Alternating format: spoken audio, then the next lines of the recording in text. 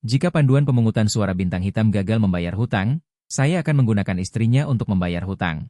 Saat ini, seorang wanita muda yang sangat cantik berdiri di depan saya. Terdeteksi bahwa tuan rumah tergoda oleh kecantikan istri orang dan membangkitkan sistem bajingan. Sistem ini memberi penghargaan kepada tuan rumah dengan keterampilan tombak naga yang tak terkalahkan. Setelah sistem mengirimkan keterampilan, saya merasa diri saya berkali-kali lebih kuat dari sebelumnya.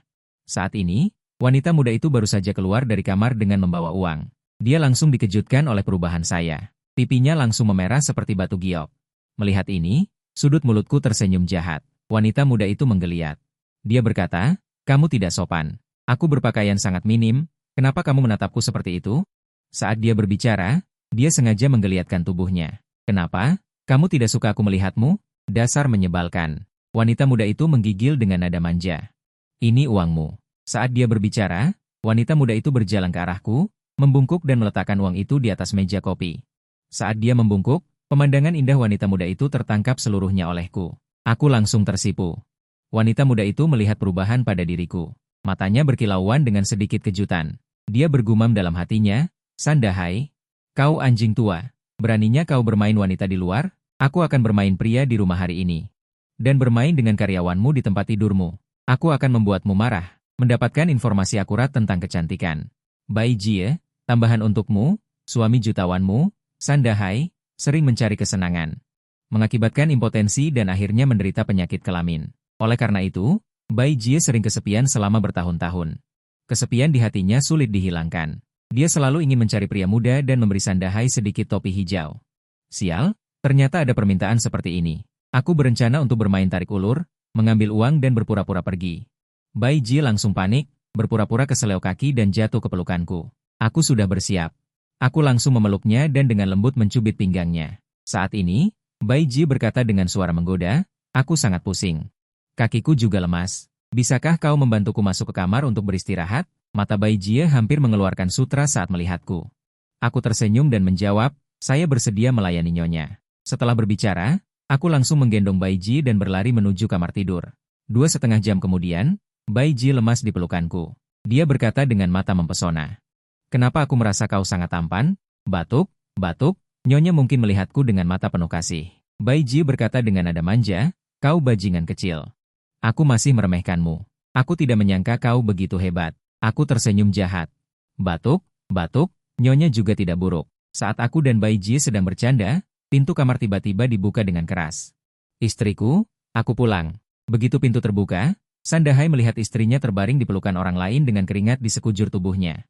Dan di tempat tidurku sendiri, Sandahai langsung membatu. Setengah jam kemudian Sandahai baru sadar. Keningnya hampir berasap, "Bai Jie, kau wanita jalang tak tahu malu. Aku akan memberitahu keluarga ibumu." Mendengar itu, Bai Jie berteriak dengan suara melengking, "Silakan saja. Kau pemakan uang dan pemalas, masih punya muka untuk memberitahu keluarga ibuku, lihat ibumu sudah terkena penyakit kelamin. Hanya kau yang boleh main gila di luar, aku tidak boleh." Sandahai sangat marah hingga gemetar.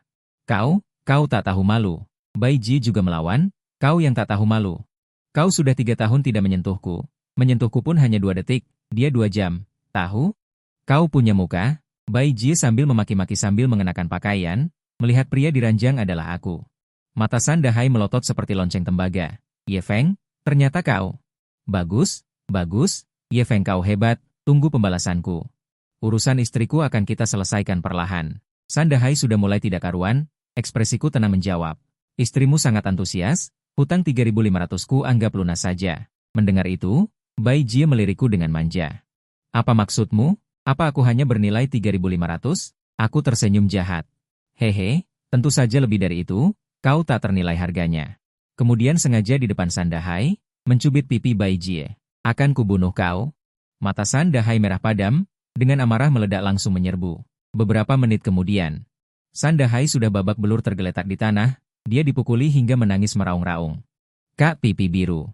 Kak, maafkan aku salah." Saat itu Bai Jie berkacak pinggang menunjuk Sandahai, "Sandahai cepat pergi, kenapa masih berbaring di sini?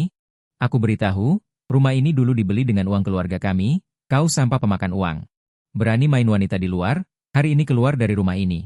Sandahai bangkit, meludahkan seteguk darah, lalu menatap tajam aku dan Bai Jie. "Kalian pasangan anjing, tunggu saja. Akan kubunuh kalian." Setelah Sandahai selesai berbicara kasar langsung keluar kamar, membanting pintu dengan keras. Bai Ji agak belum puas dan mendekat lagi, tidak kusangka berkelahi juga sangat hebat, aku benar-benar bahagia. Tubuhku menegang dan aku buru-buru menghindar. Nyonya San, hari ini tidak boleh. Kerbau juga butuh istirahat, melihatku menghindar, Bai Ji mendengus manja dengan tidak senang. Kalian para pria memang sama saja, sebelum tidur memanggil orang lain, sayang. Setelah tidur memanggil orang lain, Nyonya San. Apakah aku masih Nyonya San sekarang? Hehe, tentu saja, sayang. Sambil menyeringai, aku mencubit pinggang Bai Ji. Bai Ji sangat rawat. Seolah-olah mencubitnya bisa mengeluarkan air. Lumayan, Bai Ji cemberut dan bertingkah imut. Seorang wanita muda langsung berubah menjadi gadis remaja, dia kembali berbaring di pelukanku secara tak terduga. Jika saja aku belum berpengalaman dalam pertempuran. Mungkin adegan dewasa akan terulang kembali, melihat wanita muda cantik di pelukanku, dan mengingat kembali kehidupanku di masa lalu.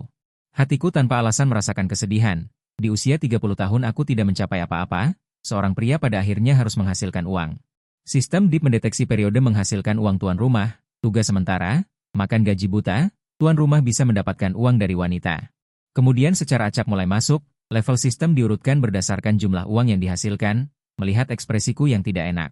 Bai Ji menghibur dengan lembut. Sayang, kenapa kamu cemberut? Apakah aku masih kurang baik? Cepat katakan. Mungkin aku bisa membantumu. Aku sengaja menggelengkan kepala. Ini urusanku sendiri, kamu tidak bisa membantuku. Jika kamu tidak mengatakan, bagaimana kamu tahu aku tidak bisa membantumu? Melihatku masih diam, Bai Ji dengan manja memalingkan kepalanya ke samping. Jika kamu tidak mengatakan lagi, aku akan marah. Aku melihat waktunya sudah tepat, pertama pahit lalu manis, kemudian berpura-pura sedikit malu dan berkata, sayang, kamu juga tahu, orang bilang pria harus mandiri di usia 30, tapi aku tidak mencapai apa-apa. Bai Ji tampak tidak setuju. Ingin melakukan apa? Lakukan saja dengan berani. Aku menghela napas. Memang benar, tapi memulai bisnis membutuhkan modal awal, kan? Jika aku punya uang. Untuk 3.500 yuan itu, aku akan berjuang dengan Sandahai. Bai Ji tersenyum genit dan mengedipkan mata. Jika kamu tidak datang mencari uang padanya, bagaimana kamu bisa bertemu denganku? Ceritakan padaku. Berapa banyak uang yang dibutuhkan? Melakukan apa? Aku belum memikirkannya. Bagaimana kalau kamu meminjamkanku 50.000 dulu? Aku mengulurkan telapak tangan dan memberi isyarat 5. Hanya 50.000? Bisa melakukan apa? Aku akan memberimu 100.000 dulu. Jika kurang, katakan padaku. Jangan sebut soal membayar kembali uang. Kamu hanya perlu mengingat kebaikanku. Sering datang menemuiku, Bai Ji adalah putri keluarga kaya. Orang tua di rumah kaya dan berkuasa, 100.000 hanyalah uang kecil, sialan. Begitu mudah, kalau tahu begini, aku akan meminta lebih banyak. Aku diam-diam menyesal dalam hati. Aku merasa kehilangan 100 juta. Selamat kepada tuan rumah karena berhasil menjadi gigolo, keterampilan acak untuk mengambil yin dan mengisi yang. Tuan rumah dapat menyerap energi yin yang mendalam melalui hubungan pria dan wanita, dan memberi makan balik dirinya sendiri. Mencapai efek semakin berani dalam pertempuran. Astaga, ini terlalu luar biasa. Kalau tahu begini, aku akan meminta lebih banyak uang, mungkin aku bisa mendapatkan keterampilan yang lebih hebat. Aku merasa bersemangat sekaligus menyesal. Xiao Tian-Tian, kamu benar-benar baik padaku. Aku harus memberimu hadiah yang bagus. Saat aku berbicara, aku langsung memeluk Bai Jie ke dalam pelukanku. Keesokan paginya, Bai Jie menoleh dengan lemah. Melirikku, dengan sedikit superioritas di matanya. Kamu sama sekali tidak tahu bagaimana menghargai wanita. Setelah aku mengenakan pakaianku, aku berkata, hei, Xiao Tian-Tian. Kamu istirahat yang baik. Aku pergi dulu. Hati-hati di jalan. Beri aku pesan ketika kamu sampai di rumah. Aku dengan hati-hati menyimpan 100.000 yuan yang diberikan Bai Jie kepadaku. Kemudian aku berjalan keluar ruangan dengan puas. Setengah jam kemudian, aku berjalan dengan goyah ke pintu rumah kontrakan saya. Ketika aku hendak mengeluarkan kunci, aku menemukan bahwa kunci pintu terbuka. Jantungku berdebar kencang, dan aku langsung waspada. Mungkinkah rumahku kemalingan? Tapi aku segera tenang. Tidak ada apapun di rumah. Aku baru saja akan masuk untuk melihat situasinya, tetapi pintu tiba-tiba ditarik terbuka dari dalam. Pan Qian. Kenapa kamu? Aku menunjukkan sedikit perbedaan, dan kemudian ekspresiku menjadi dingin. Aku tidak pernah menyangka bahwa orang yang membuka pintu adalah Pan Qian, yang sudah lama pindah. Pan Qian adalah mantan tunanganku. Kami berdua berkenalan melalui perjodohan. Pan Qian memutar matanya dengan marah padaku, dengan ekspresi jijik. Kenapa? Bermarga ye? Apakah aku tidak boleh datang ke rumah ini? Hehe, ini adalah rumah kontrakan saya sekarang. Kualifikasi apa yang kamu miliki untuk datang? Aku tersenyum palsu. Apakah kamu pikir aku ingin datang ke tempat kumuhmu ini? Aku datang untuk mengambil barang-barangku. Pan Qian mencibir, melihat sekeliling dengan jijik. Ye Feng, aku punya kalung emas. Aku sudah mencari lama sekali dan tidak menemukannya. Katakan padaku, apakah kamu menjualnya? Jangan gila di sini. Hilangnya kalungmu tidak ada hubungannya denganku. Lagi pula, bahkan jika itu ada padaku, itu adalah milikku. Itu adalah sesuatu yang kuberikan padamu dulu. Aku sangat membenci diriku sendiri karena dulu dibutakan oleh lemak babi. Bagaimana mungkin aku menyukai begitu banyak hal? Apa yang diberikan padaku adalah milikku. Ye Feng, aku beritahu padamu. Hari ini jika kamu tidak mengeluarkan kalung emas milikku, aku belum selesai denganmu. Pan Qian bertolak pinggang. Suaranya sangat keras, aku menyeret tubuhku yang lelah, aku malas memperhatikan Pan Qian. Langsung mendorong Pan Qian yang menghalangi pintu dan masuk ke dalam rumah. Jika tidak masuk ke dalam rumah tidak apa-apa, setelah masuk ke dalam rumah, aku langsung marah besar. Terlihat jelas di dalam rumah kontrakan seperti diterjang topan, berbagai barang berserakan di tanah, jelas baru saja dibongkar paksa. Yang lebih membuatku marah adalah selimut di tempat tidur kecilku yang malang kusut. Bahkan masih tersisa bau menyengat, tidak perlu dipikirkan lagi, Pan Qian baru saja bercinta di sini. Aku menunjuk rumahku sendiri, suaraku bergetar karena marah. Pan Qian, jelaskan padaku dengan jelas, apa yang sebenarnya terjadi di sini? Bagaimana bisa seperti ini? Aku datang untuk mencari barang-barangku, membongkar lemari. Kenapa?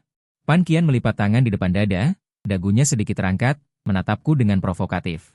Aku tidak bisa lagi menahan amarah di hatiku, dengan keras mengepalkan tinju, mengangkatnya perlahan. Berpura-pura ingin memukul Pan Qian melihat ini tidak hanya tidak merasa takut sedikit pun, malah berteriak dengan lebih arogan. Suaranya melengking dan menusuk telinga, seolah-olah ingin menembus atap. Aduh, kenapa? Masih ingin memukulku? Dasar sampah tidak berguna. Selain berbaring diam di tempat tidur, apalagi yang bisa kamu lakukan? Zhang Hao, apa yang masih kamu tunggu? Cepat keluar dan lihat, sampah ini berani memukul orang. Datang, datang. Sayang, sayang. Bersamaan dengan suara kasar yang tidak sabar, pintu toilet dibanting terbuka dengan keras. Melihat Zhang Hao yang tiba-tiba muncul ini, tanpa pikir panjang aku sudah mengerti semua yang terjadi. Ternyata wanita ini dan pria ini tadi, tidak hanya membongkar paksa rumahku. Aku dan Pan Qian baru putus belum setengah bulan. Dia begitu cepat sudah mencari pria lain. Satu-satunya penjelasan yang bisa kupikirkan adalah wanita ini sebenarnya selalu bermain dua kaki. Rambut kuning kecil melirik dengan mata miring, sudut mulutnya terangkat. Ini adalah sampah tidak berguna itu? Kenapa? Melihat kami, apakah sangat iri? Iya. Justru dia, Kak Hao, dia tidak sepertimu. Orang ini bahkan tidak sedetik pun. Hahaha. Pan Qian sengaja mengusap lengan si rambut kuning kecil. Tertawa sangat lepas. Hahaha. Sayang, kamu benar. Sampah tetaplah sampah. Tahukah kamu? Setiap kali dia tidak bisa memuaskanmu di sana.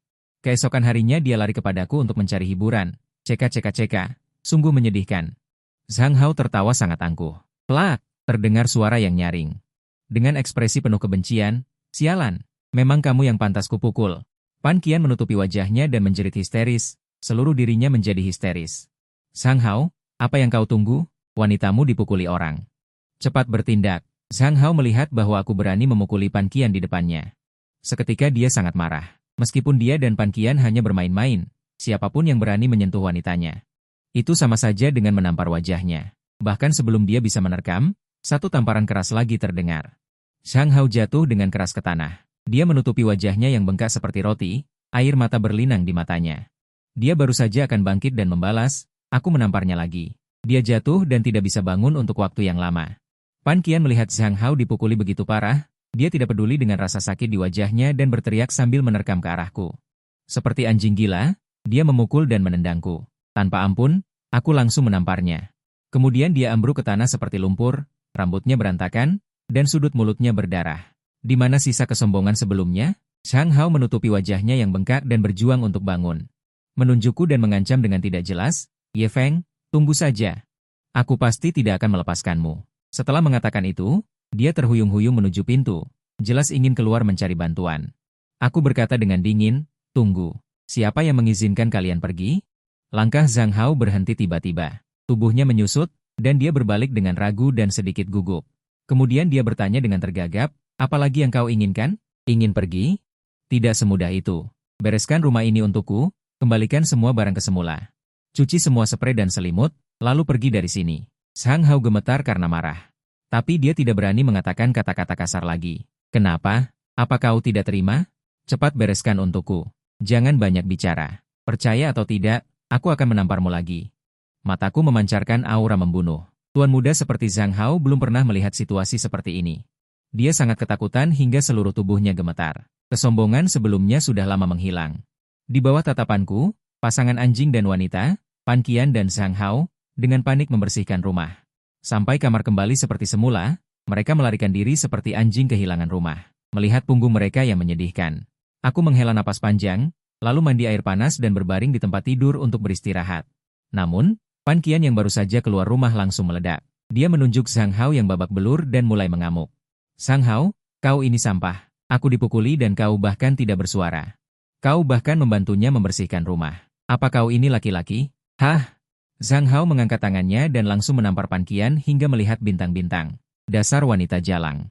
Kau pikir aku bermain denganmu beberapa hari? Kau sudah besar kepala? Mata Zhang Hao memancarkan hawa dingin. Sudah banyak wanita yang kutiduri. Kau ini siapa? Kalau bukan karena kau yang murahan ini menggoda. Dia mengayunkan pergelangan tangannya dengan keras ke samping. Dasar jalang. Jika kau membuat masalah lagi, enyahlah dariku. Jangan lupakan siapa yang membiayai semua pengeluaranmu selama ini. Kau ini wanita tua yang murahan. Kalau bukan karena kemampuanmu di ranjang yang lumayan, aku sudah menendangmu sejak lama. Pan Qian langsung lesu. Dia sekarang sepenuhnya bergantung pada Zhang Hao untuk hidup. Tanpa Zhang Hao, tuan muda yang kaya ini. Dia bukan siapa-siapa. Suara Pan Qian langsung melembut. Maaf, aku terlalu impulsif tadi. Aku tidak sengaja. Tapi apakah masalah ini akan dibiarkan begitu saja? Kita dipukuli dan juga harus membersihkan rumah untuknya. Dia tahu bahwa Zhang Hao memiliki sedikit latar belakang keluarga. Bagaimana mungkin dia dengan mudah melepaskanku? Zhang Hao mencibir, matanya sedingin ular berbisa. HMPH bermimpi saja. Bukankah kalungmu belum ditemukan? Langsung saja tuduh dia mencurinya. Pamanku adalah wakil kepala kantor polisi. Aku akan membuatnya mendekam di penjara selama sisa hidupnya. Mulut Zhang Hao melengkung membentuk senyum licik. Dia mengepalkan tinjunya hingga berbunyi. Aku tidur sampai jam 6 sore. Hingga suara ketukan pintu yang tergesa-gesa membangunkanku. Ketika aku membuka pintu, aku langsung terpana. Di luar pintu berdiri seorang polisi wanita yang gagah berani. Polisi wanita itu bertubuh tinggi. Lekuk dada yang menarik perhatian. Seorang detektif muda dengan wajah serius berdiri di sampingnya. Zhang Hao dan Pan Qian berdiri di belakang mereka. Wajahnya menunjukkan kegembiraan atas kemalangan orang lain. Begitu Pan Qian melihatku, dia langsung menunjuk hidungku dan berteriak dengan suara melengking. Polisi, itu dia. Dia adalah Ye Feng. Detektif muda itu maju dan menatapku dengan dingin. Namanya Jiang Fei, orang kepercayaan paman Zhang Hao, Zhang Chong. Sebelum datang, dia telah menerima instruksi khusus dari Zhang Chong. Kamu Ye Feng, ikut dengan kami. Nada bicara Jiang Fei keras. Tanpa ragu sedikit pun di wajahnya. Aku mengerutkan kening, dan sudah menebak sedikit di dalam hati. Tapi aku masih ingin mengklarifikasi situasinya terlebih dahulu. Bisakah kamu memberitahuku apa yang terjadi? Aku tidak bisa ikut denganmu dengan bingung, kan? Jiang Fei mengangkat sudut mulutnya dan mencibir, setelah memukul orang dan mencuri barang. Kenapa kamu berpura-pura bodoh? Pan Qian menyahut dengan suara melengking di samping. Benar? Benar. Ye, aku sudah bilang, beraninya kamu memukulku. Akan kubuat perhitunganmu. Zhang Hao bersembunyi di belakang dua polisi, menatapku dengan tatapan penuh kebencian. Seperti ular berbisa yang menunggu kesempatan untuk menyerang. Polisi, sebelum menangkap orang, harus ada alasannya, kan? Aku akui memukul orang, tapi aku tidak mencuri barang. Lagi pula, mereka memaksa masuk rumahku, ini adalah pembelaan diri yang sah. Jiang Fei tersenyum sinis. Mendengus, jika merasa dirugikan, ikut saja kami ke kantor polisi dan jelaskan perlahan. Ada banyak waktu untukmu menjelaskan. Sambil berbicara, dia mengeluarkan borgol dari pinggangnya. Dari sikapnya, dia sama sekali tidak ingin membawaku untuk membantu penyelidikan, tetapi langsung menangkapku sebagai penjahat. Ekspresiku berubah suram. Awalnya kukira hanya akan bekerja sama dalam penyelidikan, tapi tak kusangka pihak lain tidak memberiku kesempatan sedikit pun. Sepertinya mereka berencana untuk menjadikannya kasus yang tak terbantahkan. Aku langsung mengerti, Zhang Hao punya koneksi di kantor polisi. Hari ini, aku khawatir akan menemui banyak masalah di kantor polisi. Jiang Fei mengangkat alisnya dan berkata dengan nada mengejek. Kenapa? Kamu ingin melawan? Tentu saja tidak berani. Izinkan aku menelepon dulu, agar keluargaku tidak khawatir. Aku sengaja melihat ke arah polisi wanita cantik itu. Pada saat yang sama, aku diam-diam mengaktifkan keterampilan, lidah yang fasih, dan kejantanan. Aku tahu betul, Jiang Fei jelas datang dengan niat buruk, satu-satunya yang bisa membantu saat ini. Hanyalah polisi wanita ini. Jiang Fei dengan dingin memotong perkataanku, sikapnya keras. Keluargamu akan kami beritahu sesuai prosedur, jangan khawatir. Dia jelas tidak berniat memberiku kesempatan apapun, tepat saat Jiang Fei hendak secara paksa memborgolku. Polisi wanita cantik di samping, Jiang Fei, tiba-tiba berkata, "Tunggu." Ekspresi Jiang Fei langsung membeku. Dia tidak menyangka Jiang Fei, yang biasanya patuh padanya, bahkan bisa dikatakan sangat mengaguminya. Hari ini, dia berani secara terbuka membantahnya demi seorang tersangka yang tidak dikenalnya. Amukan yang tak bernama tiba-tiba muncul di hatinya, tatapannya ke arahku menjadi lebih dingin. Untuk menjaga citranya yang jujur dan adil. Jiang Fei hanya bisa mendengus dingin. Kalau mau menelepon, cepatlah, jangan buang waktu. Dia melotot padaku, matanya penuh peringatan. Aku segera mengeluarkan ponselku. Dengan cepat aku menghubungi nomor Bai Jie. Dari ujung telepon terdengar suara manja Bai Jie. "Sayang, kenapa baru ingat meneleponku setelah sekian lama? Apa kau sudah melupakanku?" Hatiku berdebar. Diam-diam aku menghela napas, sungguh wanita penggoda. "Sayang, aku sedang ada masalah. Bisakah kau meminta seseorang untuk membantu?" Aku merendahkan suara, menjelaskan situasinya sesingkat mungkin. Aku dituduh mencuri dan memukul orang. Orang itu punya orang di kantor polisi, dan sekarang mereka ingin secara paksa membawaku ke biro kota untuk diinvestigasi. Setelah Bai Jie mendengar itu, nada bicaranya langsung menjadi dingin. Siapa yang begitu buta, berani menyentuh pria Bai Jie? "Sayang, ikut saja mereka dulu. Aku punya rencana sendiri untuk masalah ini. Tidak ada yang bisa menyentuhmu." Setelah menutup telepon, seluruh tubuhku terasa jauh lebih ringan. Jiang Fei menatapku dengan curiga. Jelas tahu apa yang kurencanakan. Pada saat yang sama, Bai Jie menghubungi sahabatnya, Suro. Orang itu adalah wali kota kota Ye. Bai Jie menceritakan kronologi kejadian. Setelah mendengar telepon itu, Suro berencana untuk secara pribadi pergi ke biro kota. Dia ingin melihat daya tarik Ye Feng, yang bisa membuat sahabatnya tergila-gila. Di dalam kantor polisi kota, aku baru saja digiring oleh Jiang Fei ke pintu ruang interogasi, ketika seorang pria parubaya berperut buncit berjalan menghampiriku.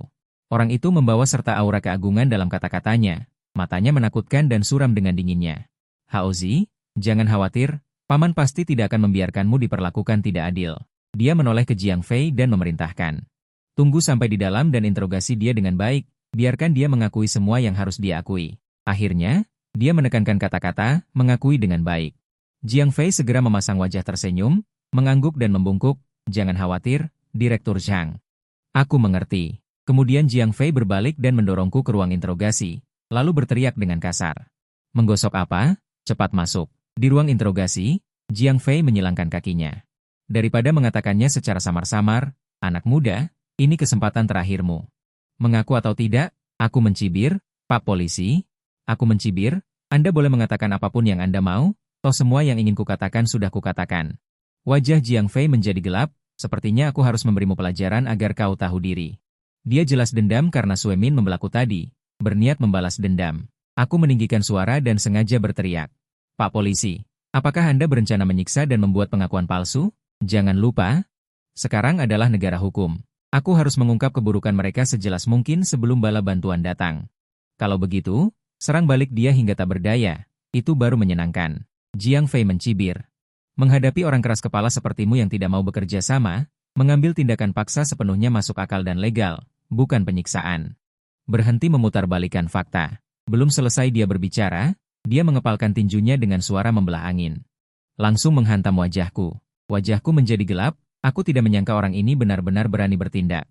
Sebuah suara wanita yang jernih dan sedikit marah terdengar tepat waktu. Sosok Sue Min tiba-tiba muncul di pintu. "Jiang Fei, hentikan. Kasus ini belum diselidiki dengan jelas. Kau berani melakukan penyiksaan dan memaksa pengakuan? Ini melanggar hukum yang kau ketahui." Tinju Jiang Fei berhenti di udara. Kejahatan di wajahnya langsung membeku, canggung seperti pencuri yang tertangkap basah. Dia berdeham 2 kali. "Xiaomi, aku tadi hanya menakut-nakuti dia. Mana mungkin aku benar-benar bertindak." Sue Min menatapnya dengan curiga, matanya penuh penghinaan. Dulu dia sangat mengagumi Jiang Fei ini. Sekarang melihat kelakuannya, dia sangat meremahkannya. Dia menoleh ke arahku, matanya bertanya dengan cemas. "Kamu tidak apa-apa?" Entah kenapa, dia seperti kehilangan jiwanya saat melihatku. Aku tersenyum tipis, "Aku tidak apa-apa, terima kasih tadi." Pada saat yang sama, aku diam-diam mengaktifkan keterampilan daya tarik pria. Sue Min melihat senyumku, hatinya tiba-tiba menghangat. Seluruh dirinya tiba-tiba sedikit linglung. Jiang Fei di samping melihat matanya memerah, ingin menelanku hidup-hidup di tempat. Dia berpura-pura tenang dan berencana mengusir Sue Min. "Adik seperguruan Xiaomi, kenapa kamu datang? Cukup aku di sini, kamu pergi saja dan urus urusanmu." Sue Min memutar matanya. Jika aku tidak ada di sini, dia mungkin sudah kau pukul hingga giginya bertebaran di lantai. Aku mencibir. Dengan wajah menjilat, benar, mematuhi hukum adalah tugas kami. Jiang Fei melihat Sue Min bertekad melindungiku, tidak ada kesempatan untuk bertindak hari ini. Dia diam-diam mengutuk dalam hatinya. Tetapi memasang wajah seolah-olah menjalankan tugas resmi. Dia melotot tajam padaku, lalu mengambil walkie-talkie dan berteriak dengan nada tidak ramah. Masuk 2 orang, bawa tersangka ini dan kurung. Awasi dengan ketat. Tanpa izinku, jangan izinkan siapapun menjenguknya. Dia berencana untuk mengurungku terlebih dahulu, menunggu Xuan Ming tidak lagi mati dan perlahan melayaniku. Dendam lama dan dendam baru dihitung bersamaan. Pada saat yang sama, di depan kantor biro kepolisian kota. Sebuah mobil hongki hitam mewah yang sederhana perlahan masuk dan berhenti dengan mantap di depan pintu. Pintu mobil terbuka, seorang wanita yang mengenakan setelan profesional turun dengan anggun. Wanita itu langsung menuju kantor kepala biro. Di sisi lain, Zhang Hao dan Pan Qian membereskan urusanku, dan merasa diri mereka telah menang besar. Dengan wajah penuh kemenangan, mereka bersiap untuk meninggalkan kantor polisi dan merayakannya. Tepat ketika Zhang Hao dan Pan Qian hendak menyelinap keluar dari kantor polisi. Mereka berpapasan dengan Suro. Mata Zhang Hao langsung terpaku, kilatan keserakahan terpancar di matanya. Dia langsung menghalangi jalan Suro, bibirnya membentuk senyum jahat. Cantik. Mau kemana? Butuh bantuan? Alis Suro berkerut. Dengan dingin dia meliriknya, minggir. Cukup berkepribadian, aku suka. Zhang Hao menjadi lebih bersemangat karena sikap dinginnya. Dia sudah bosan dengan wanita seperti Pan Qian. Wanita seperti ini memiliki nilai untuk ditaklukkan. Pan Qian berdiri di samping dengan marah hingga seluruh tubuhnya gemetar, jarinya menusuk hidung Zhang Hao. Zhang Hao, apa maksudmu? Aku masih di sini. Kau anggap aku apa? Zhang Hao dengan tidak sabar meliriknya, aku ingin melakukan apapun yang aku mau. Bukan urusanmu. Kau hanyalah barang bekas, aku sudah bosan denganmu. Kalau tahu diri, menjauhlah, jangan menghalangi. Kata-katanya menusuk hati Pan Qian seperti pisau. Pan Qian tidak bisa menahan diri lagi. Seperti seekor singa betina gila dia menerkam Zhang Hao, ingin berkelahi dengannya. Sayangnya dia sama sekali bukan lawan Zhang Hao. Didorong oleh Zhang Hao, Pan Qian jatuh dengan keras ke tanah. Dia menangis dengan memalukan, Zhang Hao sama sekali tidak memperhatikannya, berbalik dan tersenyum menjilat pada Suro. Kecantikan besar juga sangat memengaruhi suasana hatinya. Saya tidak tahu apakah saya memiliki kehormatan untuk mengundang Anda minum dan menghabiskan malam yang indah bersama. Suro menatapnya dengan dingin. Dengan nada mengejek, ini kantor polisi, kamu sangat sombong. Tidak takut ditangkap dan dipenjara? Zhang Hao tertawa terbahak-bahak seolah mendengar lelucon terbesar di dunia. Di penjara, HMPH, kantor polisi seperti rumahku sendiri. Detik berikutnya, suara tamparan renyah meledak di aula. Seluruh ruangan langsung sunyi. Zhang Hao memegangi wajahnya. Rasa sakit yang membakar membuatnya terpaku di tempat. Dia menatap Suro dengan mata terbelalak dan mengutuk dengan marah, pelacur sialan. Beraninya kau memukulku? Aku akan membunuhmu. Sejak kecil, dia belum pernah mengalami penghinaan seperti ini. Suro bahkan tidak berkedip, dan menamparnya lagi, langsung membuat sudut mulut Zhang Hao berdarah. Zhang Hao benar-benar marah. Tangannya mengepal erat, urat-uratnya menonjol. Saat tinju Zhang Hao hendak menghantam, sesosok abu-abu muncul seperti hantu. Berdiri di depan Suro, lelaki tua itu tampak sedikit bungkuk, tetapi matanya berbinar dengan cahaya keemasan yang tak terduga. Dengan enteng dia mengangkat tangan dan mendorong. Terdengar suara pluk, Zhang Hao terlempar ke belakang seperti layang-layang putus. Dia jatuh dengan keras ke tanah, seteguk darah menyembur keluar. Adegan yang tiba-tiba ini membuat orang-orang di sekitarnya tercengang. Orang tua itu berbalik dan menatap Suro dengan lembut, dengan nada hormat dan perhatian. Nona, apakah Anda terluka? Suro menggelengkan kepalanya. Saya baik-baik saja, Paman Fu. Alis Paman Fu sedikit berkerut. Melirik Zhang Hao di tanah dengan dingin, membuat Zhang Hao menggigil tanpa sadar. Saat itu, Jiang Fei, yang baru saja keluar dari ruang interogasi, melihat Zhang Hao yang compang-camping sekilas. Sebelum dia sempat bereaksi, dia mendengar Zhang Hao berteriak histeris, mereka memukuli orang, cepat tangkap mereka. Tangkap mereka semua. Jiang Fei mendengar suara itu dan mendongak, matanya tanpa sadar tertuju pada Suro. Langsung tertarik dengan alisnya. Matanya menatap lurus ke arah Suro. Suro mengerutkan kening dengan jijik.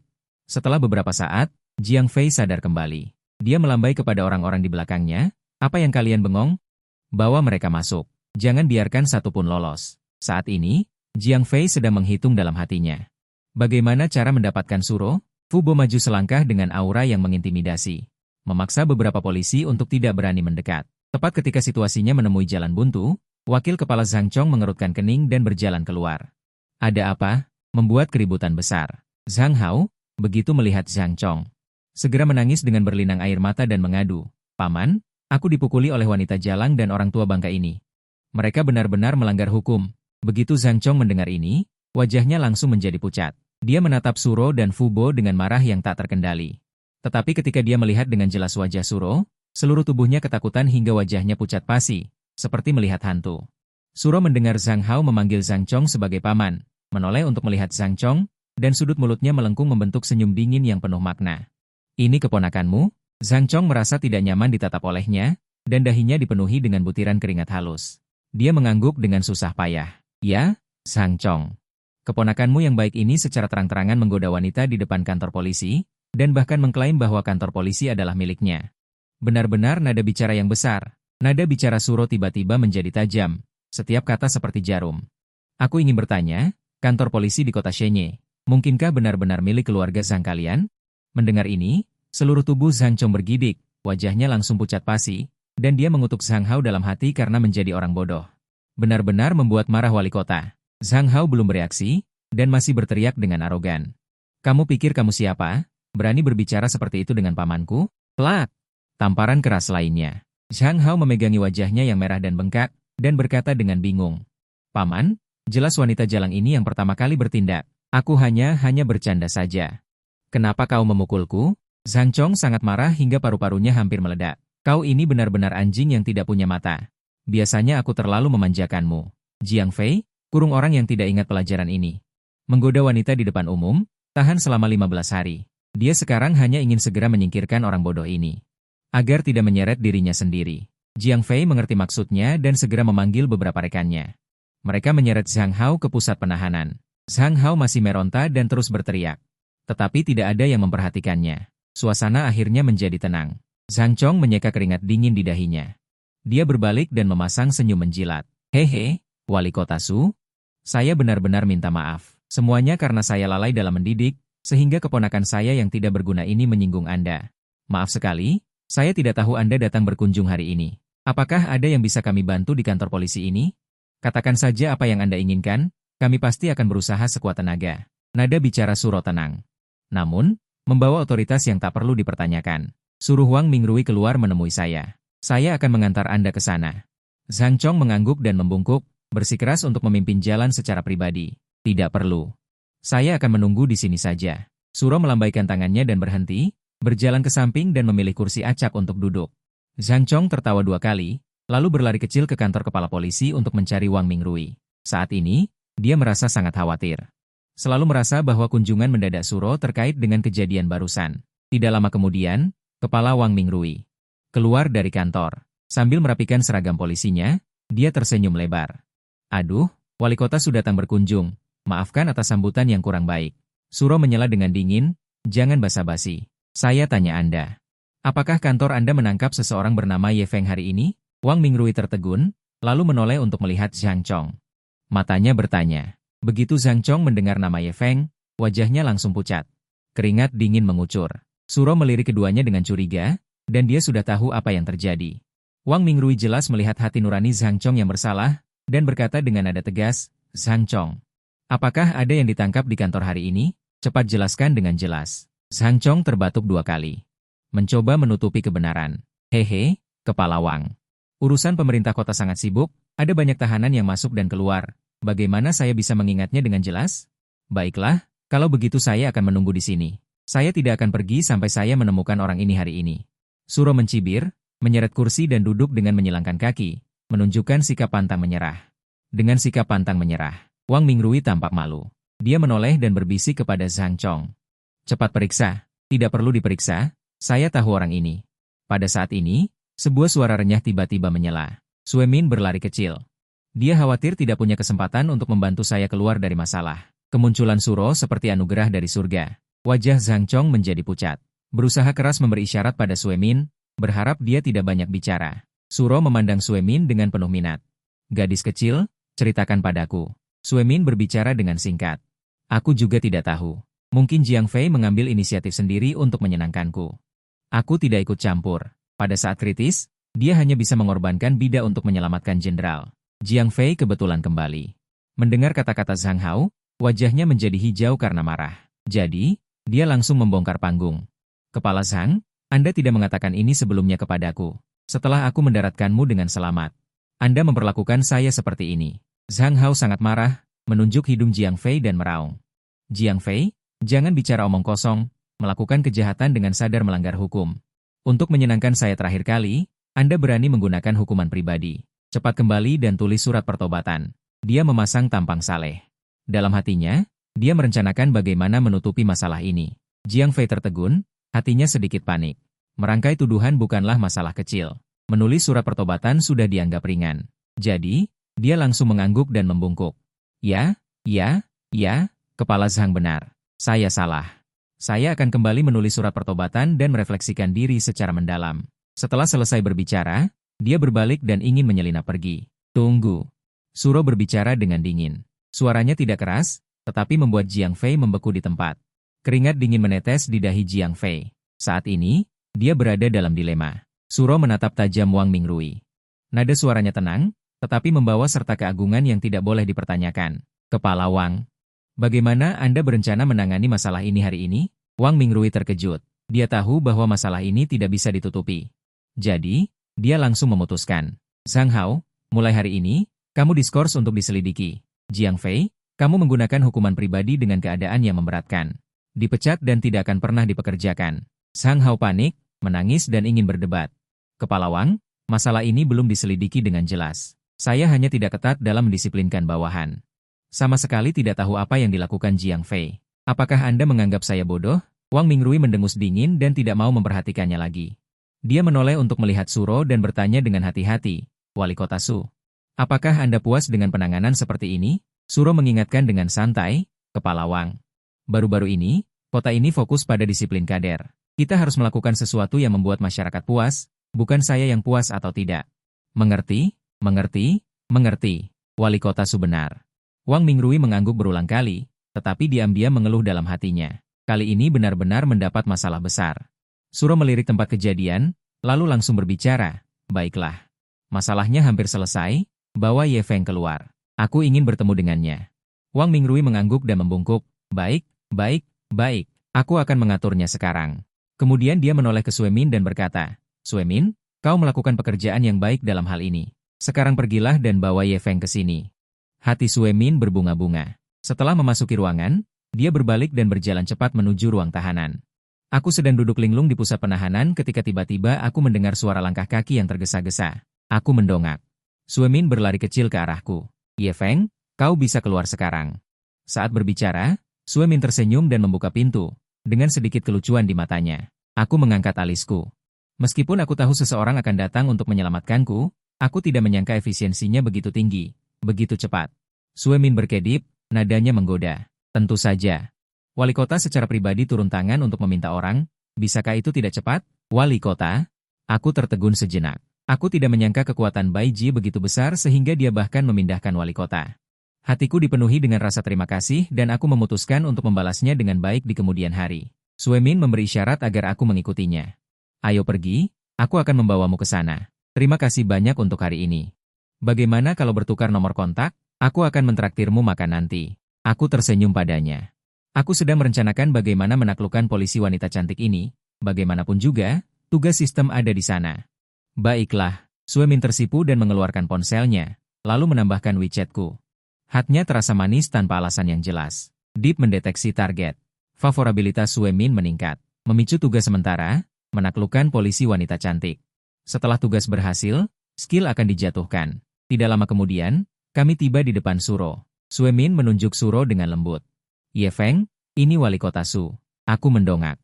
Aku tidak bisa menahan diri untuk tidak mengagumi dalam hati. Wali kota ini terlalu cantik, bahkan lebih menakjubkan dari Bai Jie. Terutama aura wanita kuat itu, benar-benar satu dari sejuta. Sistem langsung muncul. Informasi Suro, wanita kuat ber-IQ tinggi, melakukan sesuatu dengan tegas. Di permukaan, dia tidak menyukai pria manapun, tetapi sebenarnya hatinya mendambakan cinta, terutama menyukai pria yang kuat dan mendominasi. Mendambakan untuk ditaklukkan, menyukai yang kuat. Benar saja, penampilan luar sedingin gunung es, tetapi di dalam liar. Suro menatapku dari atas ke bawah, alisnya sedikit berkerut. Kamu Ye Feng? Sejujurnya, penampilanku tidak terlalu memukau, Tapi Suro selalu merasa ada sesuatu yang tidak bisa dijelaskan dariku. Semacam aura yang menarik pandangannya dan membuatnya tak bisa berpaling. Dalam hatinya, dia bergumam. Mungkinkah karena terlalu lama sendiri, aku mulai menginginkan pria yang tidak dia ketahui. Kedua matanya sama sekali belum sampai pada tahap kasmaran. Pergilah. Masalahnya sudah selesai. Nada bicara Suro lugas dan tegas, dengan kewibawaan yang tak terbantahkan. Terima kasih atas bantuanmu. Aku mengangguk dengan tulus. Tidak perlu berterima kasih padaku.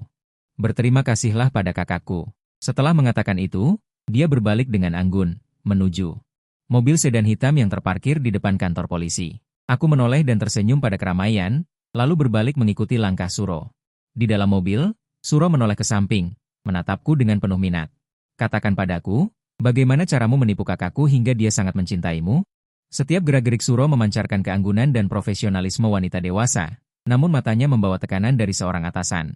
Aku merasa sedikit gugup ditatap seperti itu, tapi mentalitasku sudah sangat lelah, jadi aku langsung balas menatapnya, diam-diam. Mengaktifkan aura kejantananku, lalu aku menyunggingkan senyum di bibirku. Wali kota Su ingin tahu? Anak kecil, kau cukup berani ya? Berani menatapku seperti itu? Kilatan kekaguman melintas di mata Suro, namun nadanya mengandung ujian dan peringatan. Tapi jangan berpikir. Aku semudah kakakku untuk ditipu, hingga mudah terperdaya olehmu. Sambil berbicara, jari-jarinya yang lentik.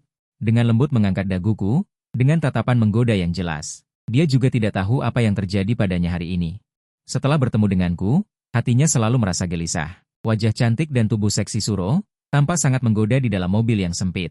Napasnya berhembus harum, aroma tubuhnya membuat orang tanpa sadar berfantasi. Pria normal mana yang bisa menahan godaan seperti ini? Apalagi sekarang aku tidak hanya normal, tapi sangat kuat. Tubuhku langsung menunjukkan rasa hormat pada pesona Suro. Karena keduanya begitu dekat, Suro tentu saja menyadari perubahanku. Kemarahan sekilas melintas di wajahnya yang cantik. Dalam hatinya, dia mengutuk, pria memang makhluk yang berpikir dengan bagian bawah tubuhnya. Kemudian dia dengan cepat menjauhkan diri. Namun matanya tanpa sadar melirikku lagi. Dengan keterkejutan dan ketidakpercayaan di matanya, dia bergumam dalam hati. Bagaimana bisa begitu luar biasa? Tidak heran Bai Jie sangat terpesona padanya. Aku juga memperhatikan sesuatu yang berbeda di matanya. Dengan canggung menoleh ke pemandangan di luar jendela, aku sangat tahu bahwa wanita kuat papan atas seperti Suro tidak mudah ditaklukkan. Aku juga tidak ingin terlihat gegabah, tapi reaksi tubuhku benar-benar di luar kendali, jadi aku terpaksa mengalihkan perhatianku. Saat berlari dan menghindar, tubuh Suro tiba-tiba tertindih olehku. Dia langsung kesal dan malu, secara naluriah dia ingin meronta. Jangan bergerak. Orang-orang ini datang untukmu. Alisku berkerut rapat, ekspresiku serius. Pada saat yang sama, aku diam-diam menggunakan lidah yang fasih dan kejantanan untuk mencoba menenangkan emosinya. Membuatnya percaya padaku, Suro melihatku dengan fokus menatap keluar jendela mobil, hatinya tanpa alasan dipenuhi dengan rasa aman. Emosi paniknya dengan cepat menjadi tenang, wajahnya juga memerah karena kontak dekat tadi. Terlihat sangat menawan, aku tidak punya waktu untuk mengkhawatirkan pikirannya yang rumit, sarafku sangat tegang. Perhatianku sepenuhnya terfokus pada luar jendela mobil. Dua sepeda motor besar hitam mengepung dari kiri dan kanan. Pengendara di atasnya mengenakan helm hitam. Jelas, mereka datang dengan niat buruk. Wajah pembunuh itu tertutup rapat oleh helm. Tangan mereka menggenggam erat senjata. Dua sepeda motor besar mengepung dari kiri dan kanan. Di belakangnya juga ada mobil SUV hitam yang bisa menabrak kapan saja. Nona, ada pembunuh, Anda berpegangan erat. Paman Fu menginjak pedal gas. Mobil melesat seperti anak panah dari busur. Bodi mobil bergetar hebat. Aku belum bangun dari atas tubuh Suro. Dengan percepatan ini, keduanya semakin menempel erat, tubuh Suro sangat bagus. Karena himpitan, aku hampir sesak napas, kepalaku hampir tenggelam ke dalam rahasia. Bisakah kamu mengangkatnya? Tempatmu itu membuatku sakit. Suro sangat malu dan marah. Belum pernah dilecehkan oleh pria seperti ini, Wali Kota Su, itu ponsel. Kamu salah paham, ponsel di saku celana. Aku mencoba mengelak. Sebenarnya, dalam hati aku sama sekali tidak ingin bangun. Terlalu nyaman. Kuncinya adalah situasi saat ini juga tidak memungkinkan untuk bangun. Keterampilan mengemudi Paman Fu sangat mahir. Setir di tangannya selentur mainan, mobil melaju di jalan raya. Mencoba melepaskan diri dari kejaran, namun SUV dan sepeda motor di belakang mengejar tanpa henti. Sesekali mempercepat mendekat. Paman Fu berbelok untuk melepaskan mereka. Aku melihat melalui kaca spion. Sesosok muncul dari sunroof SUV. Di tangannya tergenggam sebuah tombak panjang, hatinya langsung terkejut. Wali Kota Su. Hati-hati. Mereka punya senapan serbu. Sambil berkata, aku memeluk erat Suro. Pah, dua suara tembakan lagi. Peluru menghantam badan mobil, menghasilkan suara benturan yang tumpul. Mobil sedikit bergoyang, dan pada saat yang sama, ada dua lubang peluru lagi di badan mobil. Aku menarik napas dalam-dalam. Para pembunuh ini jelas profesional, sangat kejam. Sopir Fu mengendalikan mobil dengan lebih hebat. Namun, mobil sedan ini dibuat khusus. Setelah selusin peluru, mobil ini masih bisa melaju kencang di jalan raya. Sopir Fu dengan cepat menekan tombol tersembunyi. Di luar jendela mobil, pelat anti peluru logam hitam naik, menutupi semua jendela dengan rapat. Kursi belakang juga mengangkat partisi tebal. Menutupku dan Suro sepenuhnya di dalam kompartemen hitam kecil, terpisah dari barisan depan. Ini anti peluru. Sekarang peluru tidak bisa masuk. Bisakah kamu bangun dari tubuhku sekarang? Ekspresi Suro sedikit dingin. Nada suaranya membawa sedikit ketidaksenangan dan rasa malu. Tadi, aku menjatuhkannya untuk melindunginya. Meskipun dia tahu dalam hatinya bahwa ini adalah niat baik. Namun, bagaimanapun juga, pria dan wanita berbeda. Kontak fisik yang lama masih membuatnya merasa sedikit tidak nyaman. Dengan enggan aku menjauhkan tubuhku. Sentuhan lembut dan aroma samar tadi masih melekat di benakku. Tapi sekarang aku benar-benar tidak bisa menemukan alasan untuk terus berlama-lama. Aku harus kembali ke posisiku dengan sedikit penyesalan. Belum sempat aku duduk dengan mantap. Mobil tiba-tiba mengerem mendadak, diikuti oleh belokan tajam yang besar. Aku kehilangan keseimbangan. Tubuhku langsung menabrak Suro. Setelah ditabrak olehku, Suro secara naluriah mengeluarkan erangan lembut seperti rengekan.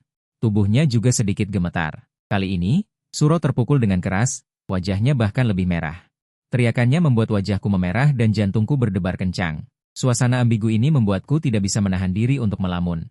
Namun, pada saat ini, beberapa suara tembakan lagi terdengar dari luar mobil. Peluru menghantam badan mobil, menghasilkan suara benturan yang tumpul.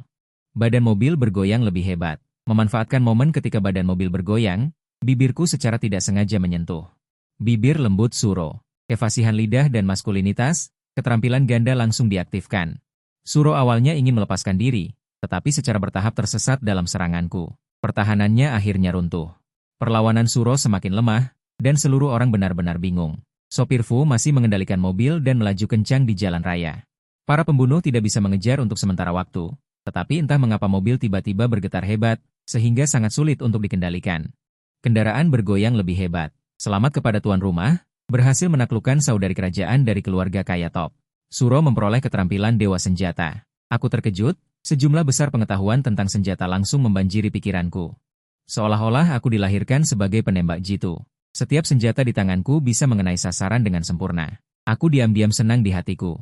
Aku dengan cepat membereskan pikiran kacauku dan menoleh untuk melihat Suro, wali kota Su. Apakah ada pistol di mobil ini? Suro tampak merona, rambutnya berantakan.